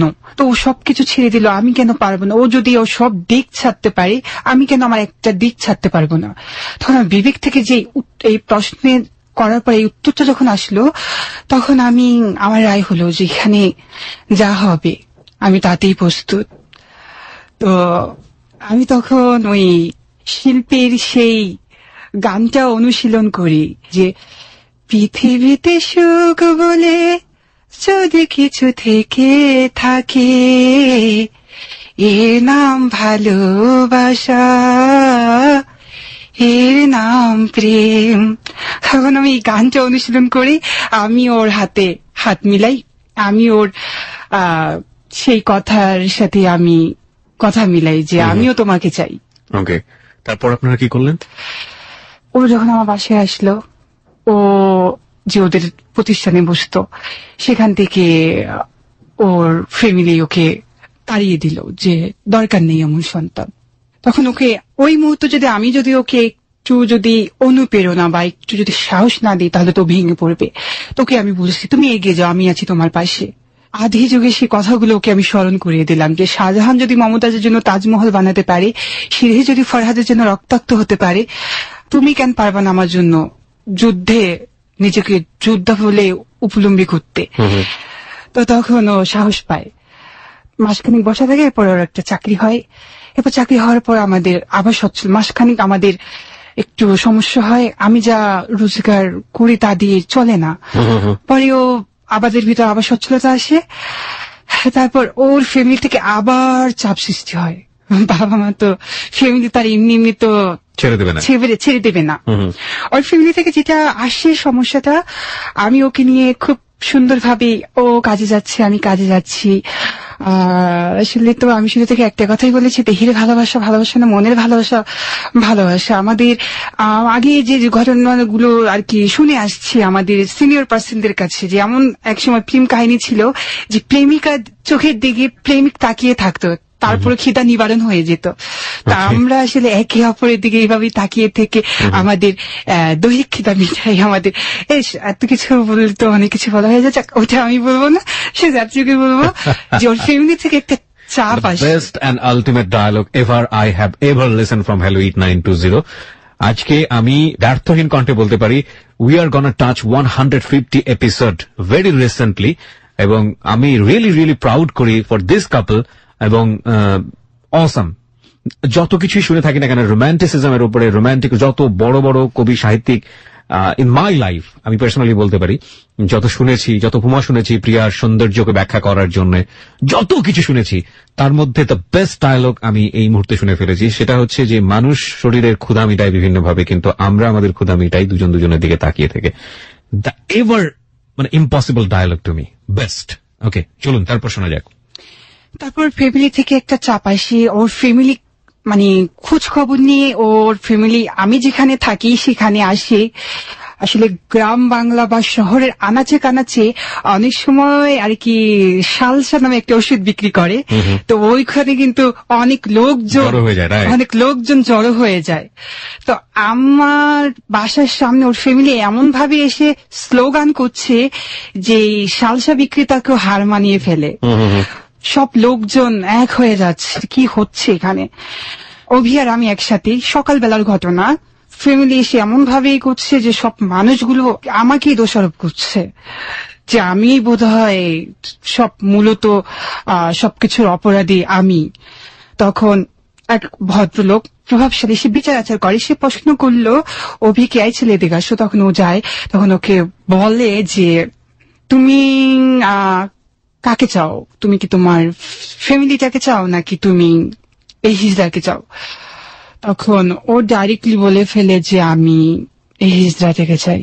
তো আমি আপনাকে এতটুকুই বলবো যে কি পাইছে বা কি আমি ওরে দিচ্ছি যে কারণে ওর ফ্যামিলিটা ওর কাছে তুচ্ছ হয়ে গেছে। না, ইনফ্যাক্ট তুচ্ছ হওয়ার জায়গাতে আমি একটু আপনার কাছে জিজ্ঞেস করি, আপনি কখনো আপনার ফ্যামিলিকে বলেছিলেন যে ঠিক আছে এই শিলাকে নিয়ে আমি ঘর সংসার করব, আমার ফ্যামিলিতে আমি ওকেই নিয়ে আসবো? প্রথমে তো একটা ফ্যামিলি যেটা বলেছে সাইড করে দিয়েছে আপনাকে যে না, যে কোনো একটা আপনাকে বেছে নিতে হবে, আইদার ফ্যামিলি অথবা এই মেয়েটিকে। তো আপনি কি বলেছিলেন, ফ্যামিলিকে কি বুঝিয়েছিলেন? যে বোঝানো সম্ভব ছিল না যে শিলাকে আমি এই আমার পরিবারে নিয়ে আসবো? বোঝানো সম্ভব ছিল না। তারা যখন জানছে যে ও একটা হিজড়া তখনই না করেছে এখান থেকে সরে যাও। এখান থেকে সরে যাও মানেটা কি? মানে আপনি মানে ওর পিছন ছেড়ে দাও, যেটা সম্ভব না। আপনার বন্ধু বান্ধব চেষ্টা করেনি আপনাকে শ্রদ্ধানোর জন্য? শ্রদ্ধানো বলতে আমরা যেটা বুঝি। না, ওরা অনেকবার চেষ্টা করছে। কি বলতো ওরা? বলতো এত মেয়ে থাকতে তুই একটা হিজড়ার পিছনে কেন যাস? একটা মেয়ের সাথে যখন আমার সম্পর্ক ছিল, ওই মেয়েটা শুধু আমার টাকা পয়সা এটা সেটা মার্কেটিং, আমার টাকারে ভালোবাসছে, আমারে ভালোবাসে নাই। আর ও তো আমারে ভালোবাসে। ওর জন্য আমি এতটাই পাগল হয়েছিলাম যে ওর ছাড়িয়ে যাওয়া আমার সম্ভব ছিল না। যখন আমার চাকরি চলে যায় তখন অনেক সমস্যা হয়েছে, তার মধ্যে ও আমার জন্য না খাওয়া বৈশা রয়েছে। এরকমও হয়েছে রান্না বাড়া করছে, রান্না বাড়া কইরা বৈশা রয়েছে। ও আসছে, আমি আসছি, আমি ওরে ভাত মাইকে খাওয়াই দিছি। এরকমও হয়েছে।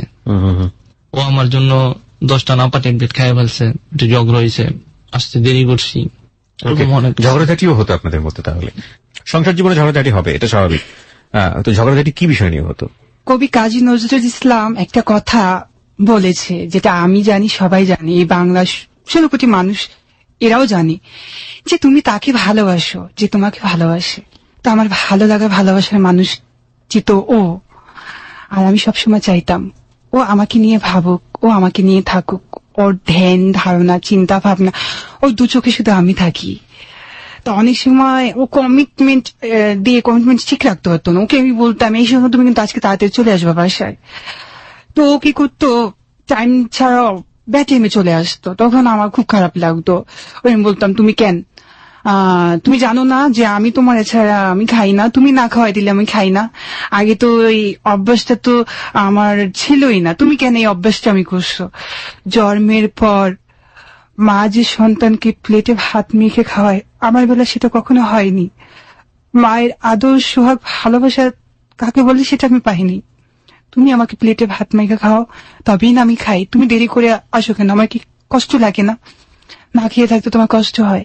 এই এক কথা দু কথা ওর সাথে আমার মন মালিন্য হতো। এটাই আমাদের বলতে গেলে ঝগড়া বিবাদ। আর সবচেয়ে বড় কথা হচ্ছে কিবরিয়া ভাই আমাকে যথেষ্ট সাপোর্ট করে। একটা মেয়ে, মানে একজন প্রকৃত মেয়ে, প্রকৃত একজন ওয়াইফ যতটুকু হ্যাপি না থাকে তার হাজবেন্ডকে দিয়ে, তার চেয়ে অনেকটা হ্যাপি আমি ওকে দিয়ে। হয়তো বা কিবরিয়া ভাইয়েরও প্রশ্ন থাকতে পারে, এবিসি রেডিও যে শ্রোতা দর্শক বিন্দু আছে তাদেরও প্রশ্ন থাকতে পারে যে অভি এরকমটা কি করেছে যে জন্য শিলা আর কি অনেকটা হ্যাপি। তো আমার হ্যাপি হওয়ার কারণটা হচ্ছে একটাই, যে ও আমাকে এতটাই ভালোবাসে যে ও আমাকে খাওয়াই না দিলে আমি রাতে খাই না। আর ও একটু আগে বলেছে আমি ওর জন্য নাপা এক্সট্রা ট্যাবলেট খাইছি, এই জন্য আমি হাসপাতালে ভর্তি ছিলাম। ও কি আমার জন্য কি হারপিক খাই নাই? হারপিক। এরপর ওর গলা দিয়ে পাইপ ঢুকিয়ে এটাকে আর কি ওয়াশ করা হয় 3 দিন পর্যন্ত। হ্যাঁ, okay, I want to listen the story.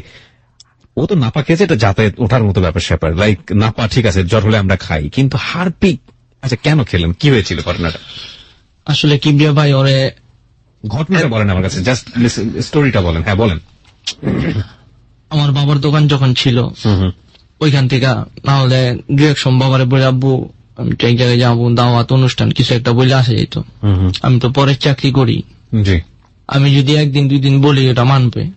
প্রায় কিছুদিন পর পর যদি বলি আমার অনুষ্ঠান বিয়ে এটা সেটা, এটা তো আর মানবে না। রাইট। আবার রাস্তায় আসা যাওয়ার যানজটের ব্যাপার স্যাপার আছে, এটাও বুঝতে চাইতো না যে কাজ শেষ হইলে আমি ইচ্ছা করে দেরি করে আসি। আচ্ছা, এই নিয়ে দেখা যাইতেছে প্রায় ঝগড়াঝাটি হইতো, এই ছাড়া আর কোনো কারণ ছিল না। এটা নিয়ে এক কথায় দুই কথায় দেখা যাইতেছে ও বলতেছে আবার আমি কোন মেয়ের পাল্লাই জানি পড়ছি। তো দেখা যাইতেছে তখন ওর কিছুতেই বিশ্বাস করতে পারতেন না। না, এই কথা বললে ও দরজা লাগাই দিছে। তারপর দেখা যাইতেছে দরজা লাগাই দেওয়ার পরে অনেকবার বলছি, বলার পরে ও দরজা খুলে নাই। তারপর ওই টয়লেটের ওখানে যে হারপিক ছিল ওইটা করে আমি খাইয়ে ফেলাইছি। তখন দেখা যাইতেছে আমার সে মানুষজন হয়ে গেছে, তখন ও দরজা খুলছে। তারপর যে বুঝতে পারছি যে আমি অন্য কোনো মেয়ের পাল্লায় পড়ি না। মানে হারপিকটা কেন খেলেন ভাই? মানে কিছু পাইতেছি না তো ভাই হাতের সামনে, সামনে কিছু নাই, যা পাবেন সেটাই খেয়ে ফেলবেন। Love can make this man প্যার কা সাইড ইফেক্ট, মানে ভালোবাসার সাইড ইফেক্ট কি হতে পারে? That's really amazing. হারপিক খাওয়াটাকে আমি বড় করে দেখছি না, আমি বলছি যে আসলে কি কি হতে পারে। তবে ইমোশন ইগো গুলো একজন মানুষকে কতটা ভালোবাসার জন্য খুবই জরুরি, বাট একইভাবে হারপিক না খাওয়াটাই বেটার। এটা আসলে খাওয়ার পরে টেস্ট কেমন ছিল এই প্রশ্নটাকে আমি আপনাকে করবো। আচ্ছা, খাওয়ার পরে কি করলেন? ওয়াশ টাশ আপনি বের হওয়ার পরে কি দেখলেন বলেন তো শিলা? আমি এতটুকুই বলবো কিবরিয়া ভাই যে আমি সবসময় আমার প্রত্যেকটা মুহূর্তেই কবির কথাগুলি আমি সবসময় আমি ফলো করতাম, কবির কথাগুলি আমি সবসময় বলতাম। ও যখন খাওয়ার পর ছটপট করছিল তখন আর কি আমি কবির সেই কথাটি আমি স্মরণ করছিলাম যে ভালোবাসা যেমনি মানুষকে অসহায় করে দেয় তেমনি ভালোবাসা মানুষকে অন্ধ করে দেয়। তো একটা মানুষ অন্ধ না হলে তার এত এই কাজটা করতে পারতো না। তখন আমি ওকে সেখান থেকে আমি আর কি টানা হেঁচড়া করে আমি ওরে কোন লোক মারফতে আমি ওকে আমাদের যে হাসপাতাল ছিল আমি সেখানে নিয়ে ওরে আমি ট্রিটমেন্ট করাই, পরে ও সুস্থ হয়। মানে পাইপ ঢোকানোর ব্যবস্থা করে? হ্যাঁ, মানে হারপিক যে কাজে ব্যবহার করা হয়। ওকে ওকে, আর পাইপ তো মুখ দিয়ে ঢুকেছিল, রাইট? হ্যাঁ, ওকে, আমি শিওর হলাম। আমরা ছোট্ট একটা বিরতি নিতে পারি। ছোট্ট একটা বিরতির পর আমরা ফিরে আসবো শিলা জীবনের গল্পে। নেক্সট টাইম হারপিক খাওয়ার কোনো চিন্তা ভাবনা আছে? ওকে ফাইন, খেলে ভালো জিনিস খাবেন। ওকে, আমরা ফিরে আসতে চাই শিলা এবং অভির জীবনের গল্পে। তবে প্রিয় শ্রোতা, আমরা ছোট্ট একটা বিরতি নেব এবং ঠিক রাত 1টার টাইম চেক হবার সঙ্গে সঙ্গেই আমরা ফিরে আসছি। আপনারা যদি আজকে এই ওদেরকে দেখতে চান, কোনো কমেন্টস করতে চান, আপনারা চলে আসতে পারেন আমাদের ফেসবুক পেজে। আমাদের ফেসবুকের ঠিকানা www.facebook.com/hello8920। আমি আবারও বলছি www.facebook.com/hello8920। ওখানে গিয়ে লাইক দেওয়ার সঙ্গে সঙ্গেই আপনি hello 8920 মেম্বার হয়ে যাবেন। ফিরে আসছি ঠিক রাত 1টার টাইম চেক হবার সঙ্গে সঙ্গে। প্রিয় শ্রোতা, সময় এখন রাত 1টা। আমরা আবারও ফিরে এসেছি ক্লোজ আপ প্রেজেন্স hello 8920-তে। আপনারা শুনছেন শিলা হিজরা এবং অভির জীবনের গল্প, এবং অবশ্যই সেটা প্রেমের গল্প, the best episode ever in my life. In a sense গল্পের প্রেক্ষাপট, এই অর্থে আমি বলতে পারি। মানুষের ভালোবাসা মানুষকে কি করতে পারে, এই ভালোবাসায় মানুষকে কতটা জঘন্য রূপ দিতে পারে, এবং একই ভালোবাসা মানুষকে কতটা সুন্দর রূপ দিতে পারে, সেই জায়গাটায় আমরা দেখলাম। সৃষ্টিকর্তা সবাইকে সৃষ্টি করেছে। আমরা যেটাকে ভালো বলছি সেটাকে সৃষ্টি করেছে, আমরা যেটাকে আমাদের জায়গা থেকে মন্দ বলছি সেটাও সৃষ্টিকর্তার অপূর্ব সৃষ্টি। এবং এই সৃষ্টিগুলোকে আমাদের জায়গা থেকে বিভাজন করা, আমাদের জায়গা থেকে সরিয়ে নিয়ে ভিন্ন দৃষ্টিতে দেখার, এবং সেই ভিন্ন দৃষ্টি যদি সেই সৃষ্টির জন্য ধ্বংসাত্মক হয়, খারাপ হয়, সে দেখার সুযোগ সৃষ্টিকর্তা কিন্তু আমাদেরকে দেননি। সেটাকে আমরা যেভাবেই ব্যাখ্যা করি না কেন, কিন্তু তারপরেও সমাজ জীবনে আমাদেরকে বসবাস করতে হয়, একটা কমিউনিটিতে থাকতে হয়। সেই কমিউনিটির কিছু রুলস অ্যান্ড রেগুলেশন থাকে, সেটার কিছু সাইড ইফেক্ট থাকে, যেই সাইড ইফেক্ট আমাদের উপরেই পড়ে। আমাদের সমাজে বিশাল একটা জনগোষ্ঠী হচ্ছে হিজড়া সম্প্রদায়, এবং এই হিজড়া সম্প্রদায় সমাজের বিভিন্ন সুযোগ থেকে বঞ্চিত।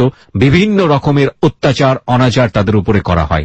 তাদেরকে নিয়ে বিভিন্ন ধরনের কথা আমাদের কমিউনিটিতে আছে, এবং আমরা খুব বেশি অবাক হই যখন একটা শিশু এরকম একজন মানুষকে দেখে রাস্তার মধ্যে ভয় পায়। আমরা খুব বেশি অবাক হই যখন এরাও জীবিকার প্রয়োজনে কোনো কাজ পায় না, আমাদের কাছে এসে হাত পাতে। আমরা খুব বেশি অবাক হই এই কারণে যে একজন হিজড়া শিশু পরিবারে যেভাবে পিতৃ কিংবা মাতৃ স্নেহে, চারপাশের মানুষজনের স্নেহে, একই সাথে বন্ধুত্বের পরশে যেভাবে বড় হওয়ার কথা এরা সেভাবে বড় হয় না। এদের জন্মের পরপরই একটা বিশেষ কমিউনিটিতে পাঠিয়ে দেওয়া হয়, সেই কমিউনিটির আচার ব্যবহার রীতিনীতির মধ্য দিয়ে এরা বড় হয়। এদের একজন গুরুমা থাকে এবং সেই গুরুমার সান্নিধ্যে এরা বড় হয় এবং সেখানেও বিভিন্ন রকমের অত্যাচার অনাচার সেই কমিউনিটি অনুযায়ীও কখনো কখনো থাকে। এই যে ব্যাপারগুলো, সেগুলো আসলে আমাদের পুরো হোল সোসাইটির জন্য কতটা মঙ্গলজনক। এরকম কথা আমরা শুনেছি যে মরে গেলে এক টুকরো মাটি বা এক টুকরো কাফনের কাপড় পর্যন্ত অনেকের কপালে জোটে না। এদের অপরাধ কি? সৃষ্টিকর্তা তাদেরকে এইভাবে বানিয়েছে। তাহলে আমি আপনি কে এমন কোন বিধান করে এদেরকে এইভাবে বছরের পর বছর, যুগের পর যুগ এভাবে লাঞ্ছনার শিকার করা? সবচেয়ে আশার বিষয় হচ্ছে আমাদের বর্তমান সরকার কিন্তু এদেরকে তৃতীয় লিঙ্গ হিসেবে সামাজিক অধিকারের জায়গাটিতে প্রতিষ্ঠিত করবার জন্য চেষ্টা করে যাচ্ছেন। তবু আমরা এটাকে অবশ্যই সাধুবাদ জানাই, কিন্তু সেই চেষ্টা আসলে যে সমস্যা, সেই সমস্যার তুলনায় সেই চেষ্টা আসলেই যৎসামান্য। আমরা মনে করি যে এদেরকে নিয়ে ভয়েস রেইজ করতে হবে, এদেরকে নিয়ে বলতে হবে, এদেরকে মানবিক অধিকার দিতে হবে। এরা মানুষ এবং এরা স্বাভাবিক মানুষ, এরাও পারে। শুধুমাত্র একটা লিঙ্গের উপর বেসিস করে এদেরকে এদের রাইট থেকে, মানবিক রাইট থেকে যদি আমরা যুগের পর যুগ বঞ্চিত করে রাখি, সেটা আমাদের সমাজ বঞ্চিত হবে, আমাদের দেশ বঞ্চিত হবে, আমরা আমাদের মানবতাকে বঞ্চিত করছি। আমরা ফিরে যাচ্ছি তার কাছে। তবে যাওয়ার আগে বলছি, আজকের এই দুজনকে যদি আপনারা দেখতে চান, অসাধারণ একটা প্রেমের স্টোরি, চলে আসতে পারেন আমাদের ফেসবুক পেজে। আমাদের ফেসবুকের ঠিকানা www.facebook.com/hello8920। আমি আবারও বলছি www.facebook.com/hello8920। ওখানে যাবেন, যাওয়ার পর আপনি লাইক দেবেন, লাইক দেওয়ার সঙ্গে সঙ্গে আপনি Hello 8920 মেম্বার হয়ে যাবেন। ওকে, শিলা, আপনার কাছে আসি। একজন নারী হিসেবে তো প্রত্যেকটা নারীরই স্বপ্ন থাকে সংসার জীবনে তার সন্তান হবে, কিংবা সংসার জীবনে তার একটা ভবিষ্যৎ আশ্রয়স্থল থাকবে, এবং একইভাবে সেই সামর্থ্যটা হয়তো বা সৃষ্টিকর্তা আপনাকে দেননি। হ্যাঁ, সেই জায়গা থেকে হয়তো চাওয়া পাওয়ার ব্যাপারটাও মস্তিষ্কে সেভাবে নেই, কিন্তু ওর তো চাওয়ার ব্যাপারটা খুবই স্বাভাবিক, কারণ ওর ভেতরে সেই ক্ষমতা আছে, শারীরিকভাবেই সেই ক্ষমতা আছে। এবং সেই জায়গাটিতে আপনার ফিলিংসটা কি, আপনার অনুভূতিটা কি, আপনি কি ফিল করেন? আমি জানি যে আমি ওকে কখনো একটা সন্তান দিতে পারবো না, বা আমি কখনো একটা সন্তানের মা হতে পারবো না। আর এটাও জানি যে আমাদের দুজনের মধ্যে তৃতীয় একজন আসবে না। আমি ওরে অনেকবার বুঝাইছি যে অভি, আমি তো তোমাকে কখনো সন্তান দিতে পারবো না বা বাবা ডাক শুনতে পারবা না। ওরে অনেকবার বলছি, কিন্তু আমি শুরুতে যা বলে আসছি কি ভাই, এখনই সেটাই বলি যে আসলে ভালোবাসা অন্ধ, মানুষকে অন্ধ করে দেয়, এতটাই অন্ধ করে দেয় যে সে সব ভুলে যায় যে সে কি করতে যাচ্ছে। যখন আপনি কথাগুলো বলেন তখন আলটিমেটলি অভি কি বলে? ওই বলে আমার সন্তান দরকার নাই, আর বাবা হওয়ার স্বাদও নাই। আচ্ছা অভি, আপনার কাছে আসি। খুব স্বাভাবিকভাবেই তো একটা মানুষের মধ্যে, একটা ছেলের মধ্যে ইচ্ছাটা থাকবে যে সে বাবা ডাক শুনে এবং তার একটা সন্তান হোক। হ্যাঁ, আপনি তো জানেন যে শিলার দ্বারা সেটা সম্ভব না। তো আপনার একবারে অনেস্ট ওপিনিয়ন, আপনার ভেতরের ফিলিংসটা কি? এই কথাটাও আমার প্রায় অনেকবার বলছে যে তুমি আমার সাথে থাকতেছো, ঘর সংসার করো, আমি তো তোমার কখনো একটা সন্তান দিতে পারবো না। তুমি শুধু শুধু আমার পিছনে পড়ে থাকো না। তুমি আগুনে জাপ দিছ, তখন আমি ওরা বলি আমি তো জানি আমি বাবা হইতে পারবো না, তুমি আমার সন্তান দিতে পারবা না। তোমার ছেড়ে যাওয়ার কথা আছে কিসের জন্য? তোমার ছেড়ে যাওয়ার যদি হইতো, তখন যখন তুমি বলছিলা তুমি হিজড়া, তখনই আমি ছেড়ে চলে যেতাম। তোমার করে সবকিছু ছেড়ে দিছি, সবকিছু ত্যাগ করছি, তোমার তো আমি ছাড়তে পারবো না। আমার সন্তানের দরকার নাই। যদি আমার সন্তানের দরকার হতো তাহলে আমি একটা মেয়ে বিয়ে করতাম, ঘর সংসার করতাম, বাবা ডাক শুনতাম। আমার বাবা ডাক শোনার ইচ্ছা নাই। ওকে, একটা জিনিস ব্যতিক্রম পাচ্ছি শুরু থেকেই শিলা, সেটা হচ্ছে যে আপনি বললেন যে আপনি শাড়ি পরতেন, একটা মেয়েদের মতো সেজে থাকতেন, কিন্তু আপনাকে আমরা এখানে যে ভিডিওটা দিয়েছি সেখানে দর্শকরা দেখতে পাচ্ছে শার্ট পরা, আপনি প্যান্ট পরা, এবং আপনি ছেলেদের মতো একটু চুল বব কাট করেছেন বা যেটাকে বলে। এটা কেন? এটার পেছনের ঘটনাটা কি? এটার পেছনের ঘটনা একটাই, যে ভালো লাগার ভালোবাসার মানুষটি চায় না যে তার ভালোবাসার মানুষটি তাকে ছাড়া অন্য কারো কাছে উপস্থাপিত হোক বা অন্যর কাছে পরিবেশন হোক। মানে দেখা যাচ্ছে আমি যখন সাজগোজ করলাম বা আমি স্টাইলিং ভাবে মডার্ন কোন ড্রেস আপ পরে মেয়েলি ভাবে আমি নিজেকে উপস্থাপন করলাম, ও চায় যে আমি শুধু ওকেই দেখাই। যখন আমি কপালে একটা কালো টিপ পরে বা আমি নিজের ফেসের সাথে ম্যাচিট করে একটা লিপস্টিক দেই, ও চায় যে আমি আমার সে সাজটা, আমার বাঁকা চোখের চাহনি বা আমার ঠোঁটের হাসি, আমার সবকিছু শুধু ওর জন্য হবে। ওর ধারণা আমি যেহেতু হিজড়াদের সাথে কাজ করি, বাইরে গেলে হয়তো বা আমার চোখে কেউ চোখ রাখবে, আমার হাসি দেখবে, আমার সৌন্দর্য দেখে হয়তো বা কেউ চোখ ফেলবে। তো ও আমাকে বলে যে তোমার সৌন্দর্য শুধু আমার জন্য, তো আজকে থেকে তুমি হিজড়াদের সাথে যাবা না, আমি যা উপার্জন করি তা দিয়ে আমরা দুজন থাকবো। আগে না হয় আমরা পোলাও কুমড়া খেতাম, এখন না হয় আমরা ডাল ভাত খাবো, আর আগে না হয় আমরা ভালো ফ্ল্যাটে থাকতাম, এখন না ভাঙা ঘরে থাকবো। তো এই ডাল ভাত খাওয়ার মাঝে যদি আমাদের একটু সুখ থাকে, ভাঙা ঘরের ভিতরে যদি আমাদের একটু সুন্দর পূর্ণিমার চাঁদ থাকে, তো সমস্যা তো নাই। তো যখন বললো তখন আমি আর না করতে পারলাম না। এখানে আরেকটা জিনিস আমার বলা দরকার, সেটা হচ্ছে ওই যে আপনি বললেন না যে দর্শক আমাকে দেখবে যে আমি এক পোশাকে ছিলাম এখন আরেক পোশাকে কেন। এটা এর জন্যই বলবো যে আমি ওর পেশায় পড়ে ওর আবদার রাখতে গিয়ে আমি আমার সম্পাদককে আমি বলি যে আমি আর হিজড়াদের সাথে তোমাদের সাথে থাকবো না, আমি আর হিজড়াগিরি করবো না। তখন আমাকে দল থেকে বলা হয় আচ্ছা ঠিক আছে, তুই যেহেতু এটা করবি না তো কিছু সত্য আছে। তো আমি তাদেরকে বললাম কি সত্য? তখন আমার সর্দারিনী আমাকে বললো যে আজকে থেকে তুই আমাদের পোশাকে থাকবি না, আমরা যে মেয়েলি পোশাকে থাকি, শাড়ি চুড়ি বিভিন্ন মেয়েলি পোশাক পরে এগুলো তুই পরতে পারবি না, তুই আজকে থেকে সাধারণ মানুষ যেভাবে থাকে তুই ওইভাবে থাকবি। আর তুই যদি আমাদের পেশার থেকে সরে গিয়ে তুই যদি আমাদের পেশায় আমাদের রূপ ধারণ করে যদি থাকিস, তাহলে দেখা যাচ্ছে আমাদের পেশার বদলাম হবে। তো এরপরে থেকে আমি অভিকে জানাই যে এই ব্যাপার। তো অভি বলছে যে তুমি যেভাবে আমার কাছে আসবে আমি সেভাবেই তোমাকে সাপোর্ট করব।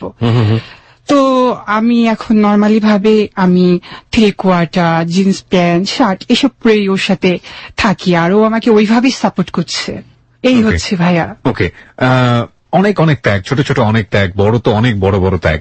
যখন ঝগড়াঝাটি আপনাদের মধ্যে হয়, ঝগড়াঝাটি যে হয় না তা কিন্তু না, সংসার করতে গেলে ঝগড়াঝাটি হবেই, আপনারা সামলে নেন কিভাবে? আসলে ওর আমার ভিতরে কিছু কথা আর কি, দুটো কথা লিপিবদ্ধ আছে, যেটা এবিসি রেডিওর যে দর্শকরা আছে তারা হয়তো আসলে দুঃখের মাঝে হয়তো বা হেসে উঠবে যে এটা কি কথা।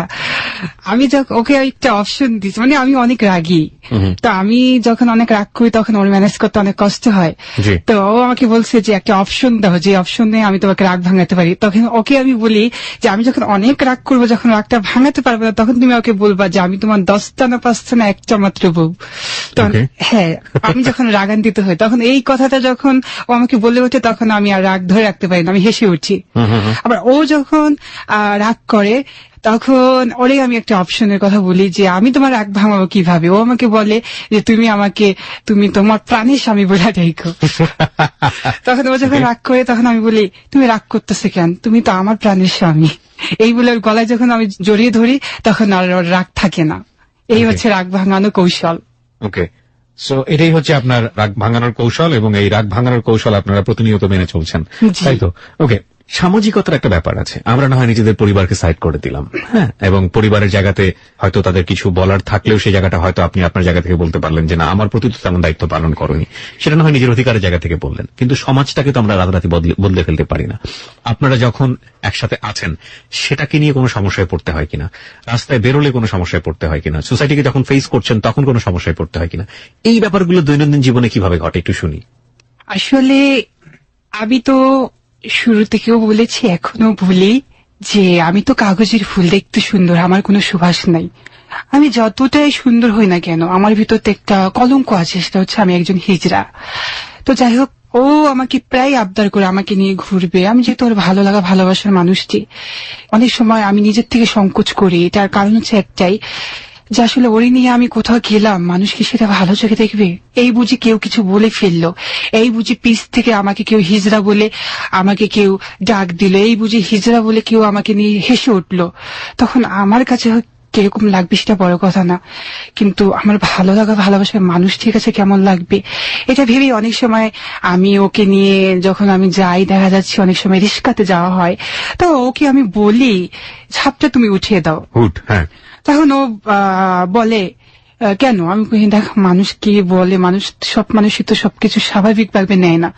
অনেক সময় ও আমাকে বকা দেবে, আর না হলে অনেক সময় ও আমাকে চর থাপ্পড় মারবে। তখন আমি ওকে কারণ জানতে চাই, এত ভালোবাসা আমার, তুমি চর মারলা কেন? তো তখন ও আমাকে বলে যে হিজড়া নিয়ে যাইতেছে আমি, সমাজের মানুষ বললে আমাকে বলবে, তো তুমি ভয় পাইতেছো কেন, তোমার সমস্যাটা কি?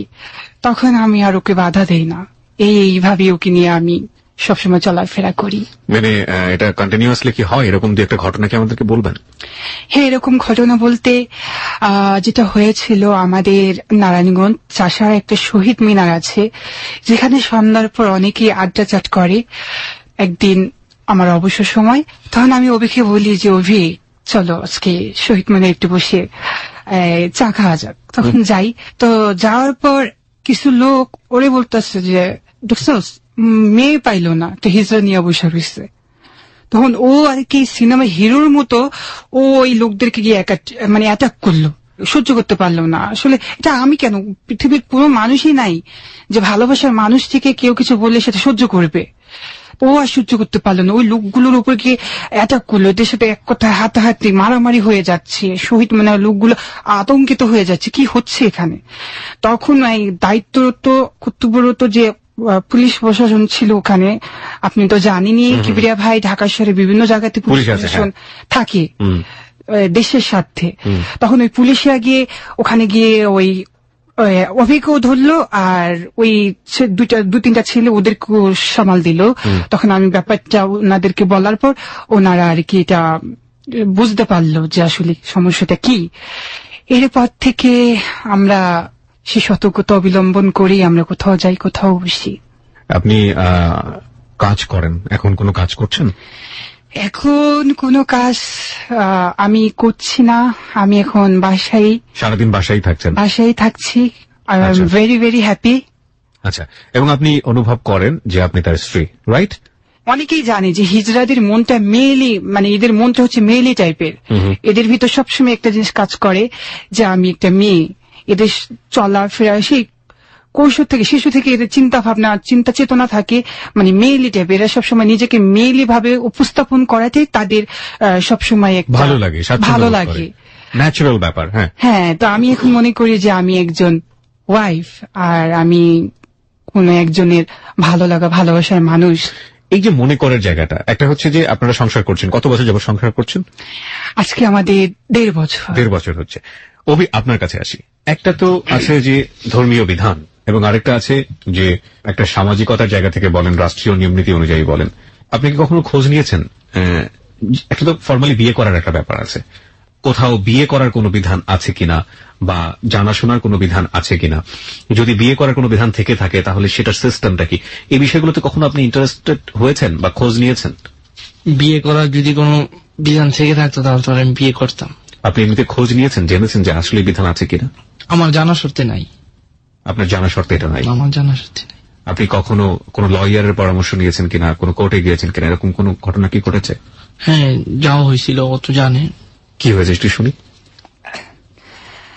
আসলে আমি যদিও মেয়ে না, তারপরও আমি আমার মন থেকে ওকে স্বামী হিসেবে কবুল করে নিয়েছি। আর আপনি যেটা বললেন যে কোর্টের ব্যাপার থেকে, সে থেকে ওখান থেকে আমরা একটা করেছি, সেটা হচ্ছে কোর্টে যাওয়ার প্রয়োজন অনুভব করলেন কেন, এবং একই সাথে কোর্টে কবে গেলেন, কিভাবে কি হলেন, আমি একটু ডিটেল জানতে চাই।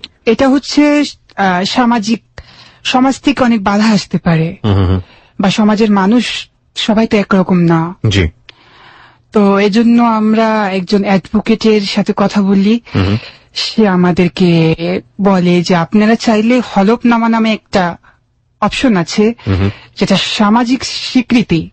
ওই হলফনামার মাধ্যমে নাকি সমাজ যে তাদেরকে স্বীকৃতি দিয়েছে, ছেলে একটা মেয়েকে, ওই হলফনামার মাধ্যমে নাকি স্বীকৃতিটা নাকি পাওয়া যায়। সে আমাদেরকে পরামর্শ দিয়েছিল, কিন্তু আমাদের সেই সমস্যা সম্মুখীন হতে হয়নি বলে আমরা ওই হলফনামাটা এখনো আমরা করিনি। কিন্তু যদি ওরকম যদি কোনো সিচুয়েশন বা ওদের ধরনের যদি কোনো সমস্যা যদি হয় আমাদের, আমরা ওরকম একটা কিছু করব, যাতে সমাজ থেকে যাতে আমাদের কি করছি, প্রেমিত করছি, একজনকে তো ভালোবাসছি, ভালোবাসা তার অপরাধ না। এখানে তো আমরা মার্ডার করি নেই, আমরা তো কোনো কিছু করি নেই, আমরা তো একে অপরকে ভালোবেসে মুগ্ধ হয়ে একে অপরের জন্য ত্যাগ করেছি, একে অপরকে ভালোবেসে কাছে রেখেছি, কাছে টেনেছি। এই তো, এটা যদি অপরাধ হয়ে থাকে তাহলে সেই অপরাধের জন্য যদি কোনো শাস্তি যদি থেকে থাকে, আমি 16 কোটি মানুষের কাছ থেকে আমি সেই শাস্তি নেব মাথা পেতে, হাসতে হাসতে, যে আমি কাউকে ভালোবেসে যদি কোনো অপরাধ করে থাকি, অন্যায় করে থাকি, সেটা যদি 16 কোটি মানুষের কাছে যদি অপরাধ হয়, তাহলে আমি সেই অপরাধের যে শাস্তি হয় সেটা আমি মাথা পেতে নেব। অভি আপনাকে লোক সমাজে কি হিসেবে পরিচয় করিয়ে দেয়? আমি তো বলছি কিবরিয়া ভাই যে ও আমাকেও বলে, সমাজের সবার কাছেই বলে যে আমি ওর ওয়াইফ। সবার কাছেই বলে, বন্ধু বান্ধবের কাছেও বলে। এবং আপনারা কি একসাথে শপিং করতে বের হন, একসাথে বাজারে যান? আসলে ও বাজার করে, আমি রান্না করি, আর ও বলে আমার রান্না নাকি অনেক টেস্ট, বিভিন্ন আইটেম আমি ওকে খাওয়াই। ওকে, নিঃসন্দেহে আমাদের হ্যালো 8920 শ্রোতা যদি কেউ ওদের বাসায় যেতে চান, হ্যাপি কাপলদের বাসায় আমরা যেতে পারি। শিলার রান্না কতটুকু টেস্টেড আমরা সেটা আমরা দেখতেই পারি। না, আমার যেটা প্রশ্ন ছিল যে কমিউনিটিতে ঘুরতে গেলে বিভিন্ন রকমের সমস্যা হয় না এরকম যে কখনো ইচ্ছা করলো একটু পার্কে গিয়ে ঘুরি, কখনো ইচ্ছা করলো একটা বিনোদনের জন্য একসাথে যাই, একসাথে ছবি দেখি, কখনো ইচ্ছা করলো একটু হয়তো শপিং করি দুজনে মিলে, সামনে একটা ফেস্টিভ্যাল, ঈদ আসছে বা অন্য কোনো কিছু। এই ইচ্ছাগুলোর আপনারা পূরণ করেন কিভাবে? কিবরিয়া ভাই, আমি এখন আপনার সামনে দেখতে কিরকম জানি না, কিন্তু আমি আজ থেকে 2 বছর আগে কিরকম ছিলাম সেটার একটা ছবি আমরা দেখতে যদি আমি এখন অসুস্থ, অনেক বড় একটা প্রবলেমে আমি আছি, যে কারণে আমার একটু স্বাস্থ্যহানি, কিন্তু আমি এখনো যদি ওরকম ভাবে সাজগোজ করি, আমাকে কেউ হিজড়া বলে আমাকে কেউ ডাকে না, বা হিজড়া বলে কেউ আমাকে চিনতে পারে না। কিন্তু আমার দিকে অনেক ইয়াং ছেলেরা বা অনেক লোকেরা আমার দিকে হা করে তাকিয়ে থাকে, এটা অভির বেলায় এটা সহ্য হয় না। আর যদিও কেউ আমাকে হিজড়া বলে যদি আমাকে কেউই করে, আসলে আমরা সেটা কেয়ার করি না। আসলে মানুষ অনেক কিছু বলতে পারে, কিন্তু সেটা আমরা কেয়ার করি না। আমি অভিকে একটা কথাই বলি যে অভি, আকাশের এক তারা যদি ঠিক থাকে, লক্ষ তারা কিছু করতে পারে না। তো অভি আর আমি তো ঠিক। রাইট, চমৎকার। আসলে কি বা বলার আছে, শুধু একটা কথাই বলতে হবে যে হৃদয় যদি বাঁধনে বাঁধে, সেই বাঁধন ঠেকাবে কে? এবং হোক মানুষে মানুষে প্রেম প্রীতি ভালোবাসা সৌহার্দ্য সবকিছুই থাকুক। ওকে প্রিয় শ্রোতা, আমরা অনুষ্ঠানের এই পর্যায়ে আমরা একজন এক্সপার্টের সঙ্গে কথা বলতে চাই এই বিষয়টার উপরে। আসলে কথা বলেছে শাকিল অনুষ্ঠান চলাকালীন সময়, আমাদের সমাজের খুব পরিচিত একজন বিশেষজ্ঞ, ঢাকা বিশ্ববিদ্যালয়ের তিনি একজন অধ্যাপিকা। চলুন শাকিলের কাছ থেকে আমরা তার আজকের এই অনুষ্ঠান এবং অভি এবং শিলার ব্যাপারে যে আমরা যা তুলে ধরেছি সে ব্যাপারে তার যে মতামত, সেটা আমরা একটু জানার চেষ্টা করি। কিবরিয়া, আপনাকে ধন্যবাদ। আমাদের আজকের অতিথি শিলা ও অভি।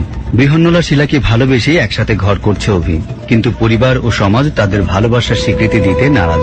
উল্টো সমাজের কটাক্ষ দৃষ্টি তাদের উপর। শিলা অভির এই ভালোবাসার প্রতি সমাজের আচরণ কেমন হওয়া উচিত তা জানতে আমরা কথা বলি ঢাকা বিশ্ববিদ্যালয়ের গণযোগাযোগ ও সাংবাদিকতা বিভাগের সহযোগী অধ্যাপক কাবেরী গায়েনের সাথে। আমাদের জানতে হবে যে নারী যেমন একটি লিঙ্গ, পুরুষ যেমন একটি লিঙ্গ, ঠিক তেমনি হিজড়াও আরেকটি ধরন আমাদের জীব বৈচিত্র্যের। কাজে এখানে কেউ সুস্থ স্বাভাবিক আর কেউ সুস্থ স্বাভাবিক না, এটা ঠিক নয়, সবাই স্বাভাবিক। আমাদের এই দৃষ্টিভঙ্গির জায়গাটাকে পরিষ্কার করতে হবে। এবং দুইজন মানুষ, স্বাভাবিক মানুষ যখন নিজেদের মতন করে একত্রে থাকার সিদ্ধান্ত নেন, সেইখানে কোনো কটূক্তি করা অপমানজনক।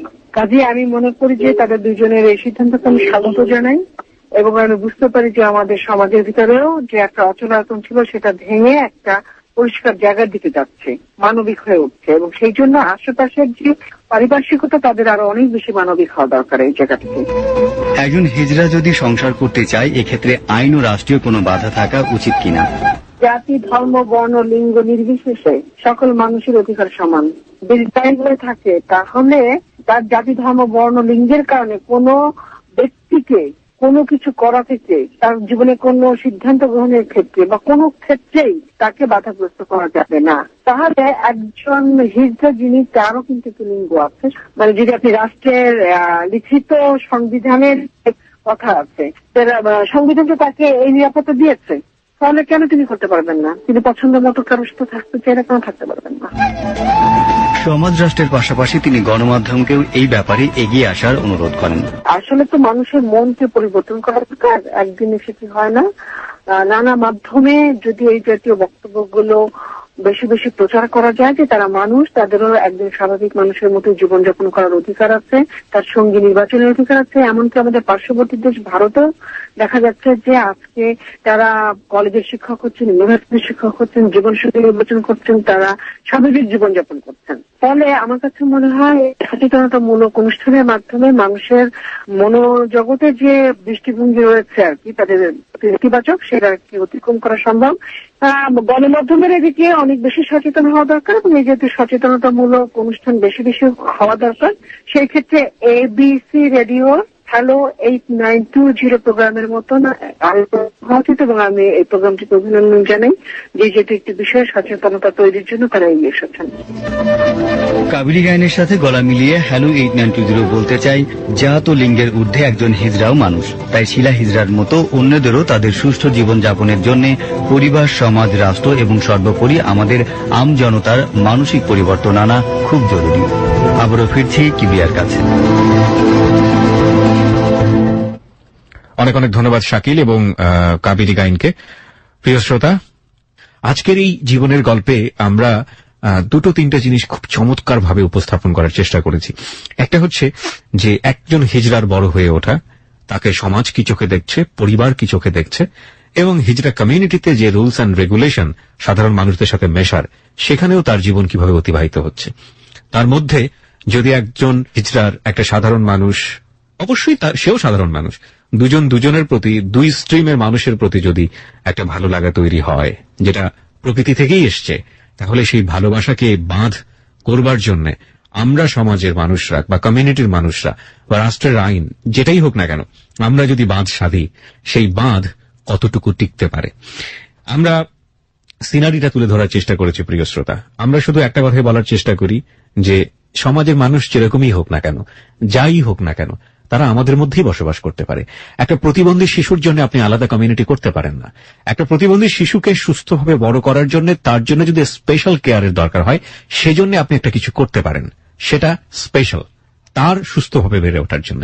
কিন্তু ওই প্রতিবন্ধী শিশুর হাত থেকে বেঁচে থাকার জন্য আপনি যদি একটা কমিউনিটি তৈরি করে সেই কমিউনিটিতে তাকে যদি ছুড়ে ফেলে দেন এবং আপনি আরামসে ভাবেন যে আপনি ভালো আছেন, তাহলে সেই ভালো থাকার কোনো সুযোগ নেই। আজকে যেই হিজড়া যাদেরকে আমরা বলি, পথে ঘাটে বের হলে তাদের যে এক ধরনের উপদ্রব, এবং একই সাথে কোন কোন মানুষ, আমরা এরকম রিপোর্টও পড়েছি, কোন কোন মানুষ হিজড়া সেজে এই যে লাখ লাখ টাকা রোজগার করা, এগুলো কিন্তু আমাদের অন্যায়ের ফসল। আমরা তাদের জন্য এভাবে কমিউনিটি তৈরি করেছি। সেই 200, 300, 400, 500 বছর আগে থেকেই এই ধরনের রেওয়াজ তৈরি হয়ে এসছে। এই জায়গাগুলোর পরিবর্তন প্রয়োজন, এবং এই পরিবর্তনের জন্য প্রকৃতিই আমাদের মধ্যে সেই সব জিনিস অটোমেটিক্যালি তৈরি করে রেখেছেন। দেখুন, একটা ছেলে, আজকে অভি, সেই জায়গাটি অবশ্যই আমাদের এইরকম একটা অনুষ্ঠানে অত্যন্ত সাহসের ব্যাপার। অভির মতো ছেলে সে এসে স্ট্রেটলি বলছে যে আই লাভ হার, এবং সেই জায়গাটির জন্য আমি পুরো কমিউনিটিকে ছেড়ে দিতে রাজি আছি। শিলা তাকে বলছে যে আমি এই ভালোবাসার জন্য 16 কোটি মানুষ আমাকে যে সাজা দেবে, সে সাজা পেতে আমি রাজি আছি। আমি আমার ব্যক্তিগত জায়গা থেকে I do respect there love, but এটা যদি প্রকৃতিগতভাবেই এসে থাকে, তাহলে আমার আর আপনার মানতে সমস্যাটা কোথায়? Rules and regulation. কারণ আপনি ছোটবেলা থেকেই সেই রুলস অ্যান্ড রেগুলেশনের মধ্য দিয়ে বড় হচ্ছি। কখনোই এই রুলস এবং রেগুলেশনকে কখনো প্রশ্ন করিনি যে কেন এই রুলস অ্যান্ড রেগুলেশন, কেন? সেটা যদি আমার ভালো থাকার জন্য হয়, সে আমার ভালো থাকাটা আরেকজনের খারাপ থাকাকে নিশ্চিত করছে কিনা, এবং আরেকজনের ভালো থাকা, আমার ভালো থাকা যদি রুলস অ্যান্ড রেগুলেশন নিশ্চিত করতে না পারে, তাহলে সেই রুলস অ্যান্ড রেগুলেশনের প্রয়োজন আদৌ আছে কিনা, এই জিনিসগুলো নিয়ে আমাদের ভাবার সময় হয়েছে। আমরা জোর গলায় বলতে চাই ভালোবাসা জিন্দাবাদ, কিন্তু সেটা অবশ্যই যেন সুন্দরভাবে হয়, সেটা যেন অবশ্যই চমৎকার ভাবে হয়। আমরা ভিন্ন ধরনের একটা কিছু আজকে এই হ্যালো 8920 উপস্থাপন করার চেষ্টা করেছি, এবং আমরা বিলিভ করি অবশ্যই সমাজে অনেক এরকম ঘটনা ঘটছে। আপনার জায়গাতে শুধু আমাদের একটা কিছুই বলার আছে, এই মানুষগুলো যখন রাস্তাঘাটে হাঁটে, এই মানুষগুলো যখন আপনার সামনে দিয়ে যায়, তখন এই মানুষগুলো পুরো জীবনটাকেই ক্যারি করে। দেখুন, যখন অভিকে নিয়ে শিলা রাস্তাঘাটে যাচ্ছে, তখন অভিকে ক্যারি করছে, অভি শিলাকে ক্যারি করছে, এবং তাদের মধ্যে চমৎকার একটা সম্পর্ক আছে যেটা আপনি আপনার বাহ্যিক চোখ দিয়ে দেখতে পাচ্ছেন না, কিন্তু আপনি ইফটিস করে বসছেন, খুব বাজে একটা কমেন্টস করে বসছেন, যেটা এই দুইজনের অন্তরটাকে বিষিয়ে দিতে পারে। হ্যাঁ, সুতরাং ওইটুকু যেন আমরা না করি। আমি নিশ্চয়ই জানি শেষের দিকে এসে আপনার লিসনারদের কিছু না কিছু বলার আছে। আমি শিলার কাছেই যাই। শিলা, বলেন কিছু যদি বলার থাকে। আমি শুধু এবিসি রেডিওর মাধ্যমে আমি 16 কোটি মানুষকে বলতে চাই যে আমার মতো হাজারো অলি, হাজারো শিলা এই বাংলার আনাচে কানাচে রয়েছে। আপনাদের কাছে আমার একটাই রিকোয়েস্ট, একটাই অনুরোধ, প্লিজ আমাদের মতো শিলাদেরকে আপনারা অবহেলা করবেন না। আমাদের মতো শিলারা আপনাদেরই ভাই বোন, আপনাদেরই সন্তান। আমাদের আপনারা অবহেলা করবেন না, আমাদের একটু ভালোবাসুন। আমাদের মতো শিলাদেরকে একটু ভালোবাসলে আমরা দেশ ও জাতির কল্যাণের জন্য কিছু একটা করতে পারবো। ফাইন। অভি, আপনার কিছু বলার আছে? ও যে কথাটা বললো, ওর বাবা মার কারণে আজকে ওর এই অবস্থা। আজকে অলি থেকে শিলা পরিণত হওয়ার দায়ী ওর বাবা মা। ওর বাবা মা যদি অবহেলা না করতো তাহলে ও অলি থেকে শিলা হতো না। আমি সবাইকে বলতে চাই আর যেন কেউ অলি থেকে শিলা পরিণত না হয়। প্রিয় শ্রোতা, আমরা এই জায়গাটায় ছোট্ট একটা ব্রিদিং স্পেস নিতে চাই। আমরা চমৎকার একটা গান শুনবো, নিশ্চয়ই শিলা কি জামানি না। আমরা এদের থিমের উপর একটা গান শুনবো, হয়তো সেই গানটা আমাদের হৃদয়টাকে অনেকখানি ছুঁয়ে যাবে। গানটার পর আমরা আবারও ফিরে আসছি আপনাদের ফেসবুকে যে অসংখ্য কমেন্টস আমরা পেয়েছি সেই কমেন্টসের উপরে। আমাদের ফেসবুকের ঠিকানা www.facebook.com/hello8920। আমি আবারও বলছি www.facebook.com/HELLO8920। আমরা ফেসবুকের কমেন্টসের যে ঝড়, সেখান থেকে কয়েকটা টেক্সট আজকে আপনাদের জন্য পড়ে শোনাতে চাই। নন্দিনী দাস: শিলা কিংবা অলির কোনো অন্যায় নেই। সৃষ্টিকর্তা তাকে না পুরুষ না মেয়ে হিসেবে তৈরি করেছে, সবারই উচিত তাকে মানুষ হিসেবে গ্রহণ করা। আমাদের সমাজ একদিন ঠিকই বদলাবে। ভালো থেকো শিলা। পথের পথিক লিখেছে, পরিবার এবং কাছের মানুষেরা যখন শিলাকে অবজ্ঞা করে দূরে ঠেলে দিল, তখন অভির মতো একজন মানুষ শিলাকে আশ্রয় দিয়েছে, তাই অভিকে স্যালুট জানাই। ঝুমুর খান লিখেছে, সব মানুষেরই অধিকার সমান, তাই একসাথে থেকে শিলা এবং অভি কোনো ভুল করেনি। আমাদের সমাজের খারাপ দৃষ্টিভঙ্গিকে অবশ্যই বদলাতে হবে। মইনুল ইসলাম লিখেছে, ছোটবেলায় শিলার আপন মা এবং সৎমা শিলার সাথে খুবই খারাপ আচরণ করেছে। শিলার বাবা দায়িত্ব নিয়ে চিকিৎসা করলে হয়তো শিলাকে একটা নির্দিষ্ট লিঙ্গে পরিবর্তন করা যেত। আসুন আমরা শিলার মতো মানুষের সাথে ভালো আচরণ করি। অনন্যা রহমান লিখেছে, হিজড়ারা কি সবসময় অন্যের কাছ থেকে ভিক্ষা চেয়ে বেঁচে থাকবে? তারা কি সমাজে মানুষের মতো একসাথে বাঁচতে পারবে না? আজকে শিলা এবং অভি আমাদের জন্য বড় উদাহরণ হতে পারে। দোয়া করি ওরা সুখে থাকুক। মুক্তা পারভিন লিখেছে, একজন বৃহন্নলা যদি সবকিছু করতে পারে তবে সমাজের এত বাধা কিসের? ওরা যদি আমাদের কোনো ক্ষতি না করে তবে কেন ওদের প্রতি এত অবহেলা? শীতের চাদর নামে এক বন্ধু লিখেছে, গল্প শুনে সত্যি অনেক ভালো লেগেছে। আসলে এমন পজিটিভ চিন্তা এবং ঘটনাই পারে আমাদের বিবেককে জাগ্রত করতে। ধন্যবাদ এবিসি রেডিওকে, একই সাথে শিলার জন্য শুভকামনা জানাই। এরকম অসংখ্য কমেন্টস আমরা পেয়েছি। শিলা এবং অভির কাছে আমি যাব, তবে তার আগে বলতে চাই প্রিয় শ্রোতা, যারা আজকে মন্তব্য করেছেন এবং যারা আজকে পেজে জয়েন করেছেন তাদের মধ্যে থেকে 2 জন খুব ভাগ্যবান পাচ্ছেন ক্লোজ আপের সৌজন্যে আকর্ষণীয় গিফট হ্যাম্পার। একজন হচ্ছেন অনন্যা রহমান এবং আরেকজন হচ্ছেন আজিম শিকদার। আপনাদের দুজনের সাথেই খুব শীঘ্রই আমরা যোগাযোগ করব এবং শাকিল ফেসবুকের মাধ্যমে যোগাযোগ করবে আপনাদের সঙ্গে।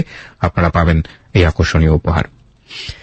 হ্যাঁ, শিলা এবং অভি, সাধারণত আমি যেটা করি এসএমএস গুলো পড়ার পরে আপনাদের কাছ থেকে কমেন্টস গুলো জানতে চাই, বিশেষ করে ফেসবুকে যেটা এসছে। আজকে আমি তার একটু ব্যতিক্রম করতে চাই। আপনারা তো বলে দিয়েছেন লিসনারদেরকে কি বলার আছে।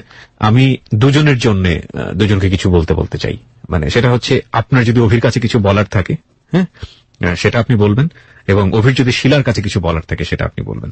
আজকে একটা চমৎকার সুযোগ আপনারা পেলেন লাখো মানুষের কাছে আপনাদের জীবনের গল্পটা তুলে ধরার জন্য। শেষ পর্যায়ে শিলা, আপনার কি অভির কাছে কিছু বলার আছে? খুব সংক্ষিপ্ত করে। আমার অভির কাছে একটা জিনিসই বলার, যে জীবনে মরণে আমি তোমাকে আমার পাশে চাই। যত ঝড় আসুক, বাধা আসুক, অভি তুমি আমাকে ছেড়ে যেও না। তুমি জানো যে আমার জীবনটা অনেক কষ্টে। তোমাকে পেয়ে আমি আমার কষ্টের মাঝে আমি সুখ পেয়েছি। আমি তোমার হাত ধরে আমি আমার বাকি জীবনটা কাটাতে চাই। তোমার কাছে আমার একটাই রিকোয়েস্ট, অভি, তুমি আমার কখনো ছাইরা যেও না। বাহ, চমৎকার। অভি, আপনার কি বলার আছে শিলার কাছে? ও যে কথাটা বলল যে ও চায় আমি সবসময় ওর পাশে থাকি, এটা আমিও জানি, শিলাও জানে যে ওরে ছাইরা যাওয়া আমার পক্ষে সম্ভব না। ওরে কইলে আমি অনেক কিছু ছেড়ে দিছি বলতে কি সবকিছু ছেড়ে দিছি। ওরে ছাইরা যাওয়া আমার পক্ষে সম্ভব না। তারপরও আমারে প্রায় কিছু হইলেই ঝগড়াঝাটি লাগলে বলে ছাইরা চলে যেতে। কারণটা কি আমি জানতে চাই। এখন তো আর কারণ বলার কোনো option- না, কারণ বলার অপশন আছে, আপনি চাইলে কারণটা বলতে পারেন। বলেন কারণটা কি? আমার কারণ হচ্ছে এতটুকুই যে আসলে আমি অনেক রাগান্বিত, অনেক যখন রাগ হয়ে যায়, এটা আমি কেন, বাংলার যে যতগুলো স্ত্রী আছে সব স্ত্রীরাই হাজবেন্ডকে বলে থাকে যে তুমি আমার ছেড়ে চলে যাও। মানে সেই এটা হয় কি স্ত্রী যে গরম স্ত্রী মানে হচ্ছে যে সেই ক্যালেন্ডার করে স্ত্রী জানে যে আমার হাজবেন্ড আমাকে ছেড়ে যাবে না। ওকে, সেটা আসলে অভিমানের কথা আসলে না, কিন্তু গরম হয়ে আবার ওই যে কাপড় ইস্ত্রি করার মতো যে একেবারে ডোলে সোজা করে ফেলা, এটা না করাটাই বেটার। ঠিক আছে, অনেকে আবার আঁচটা সহ্য করতে পারে না। By the way, you are the happy couple, আমাদের খুব ভালো লেগেছে। Specially thanks for hello 8920।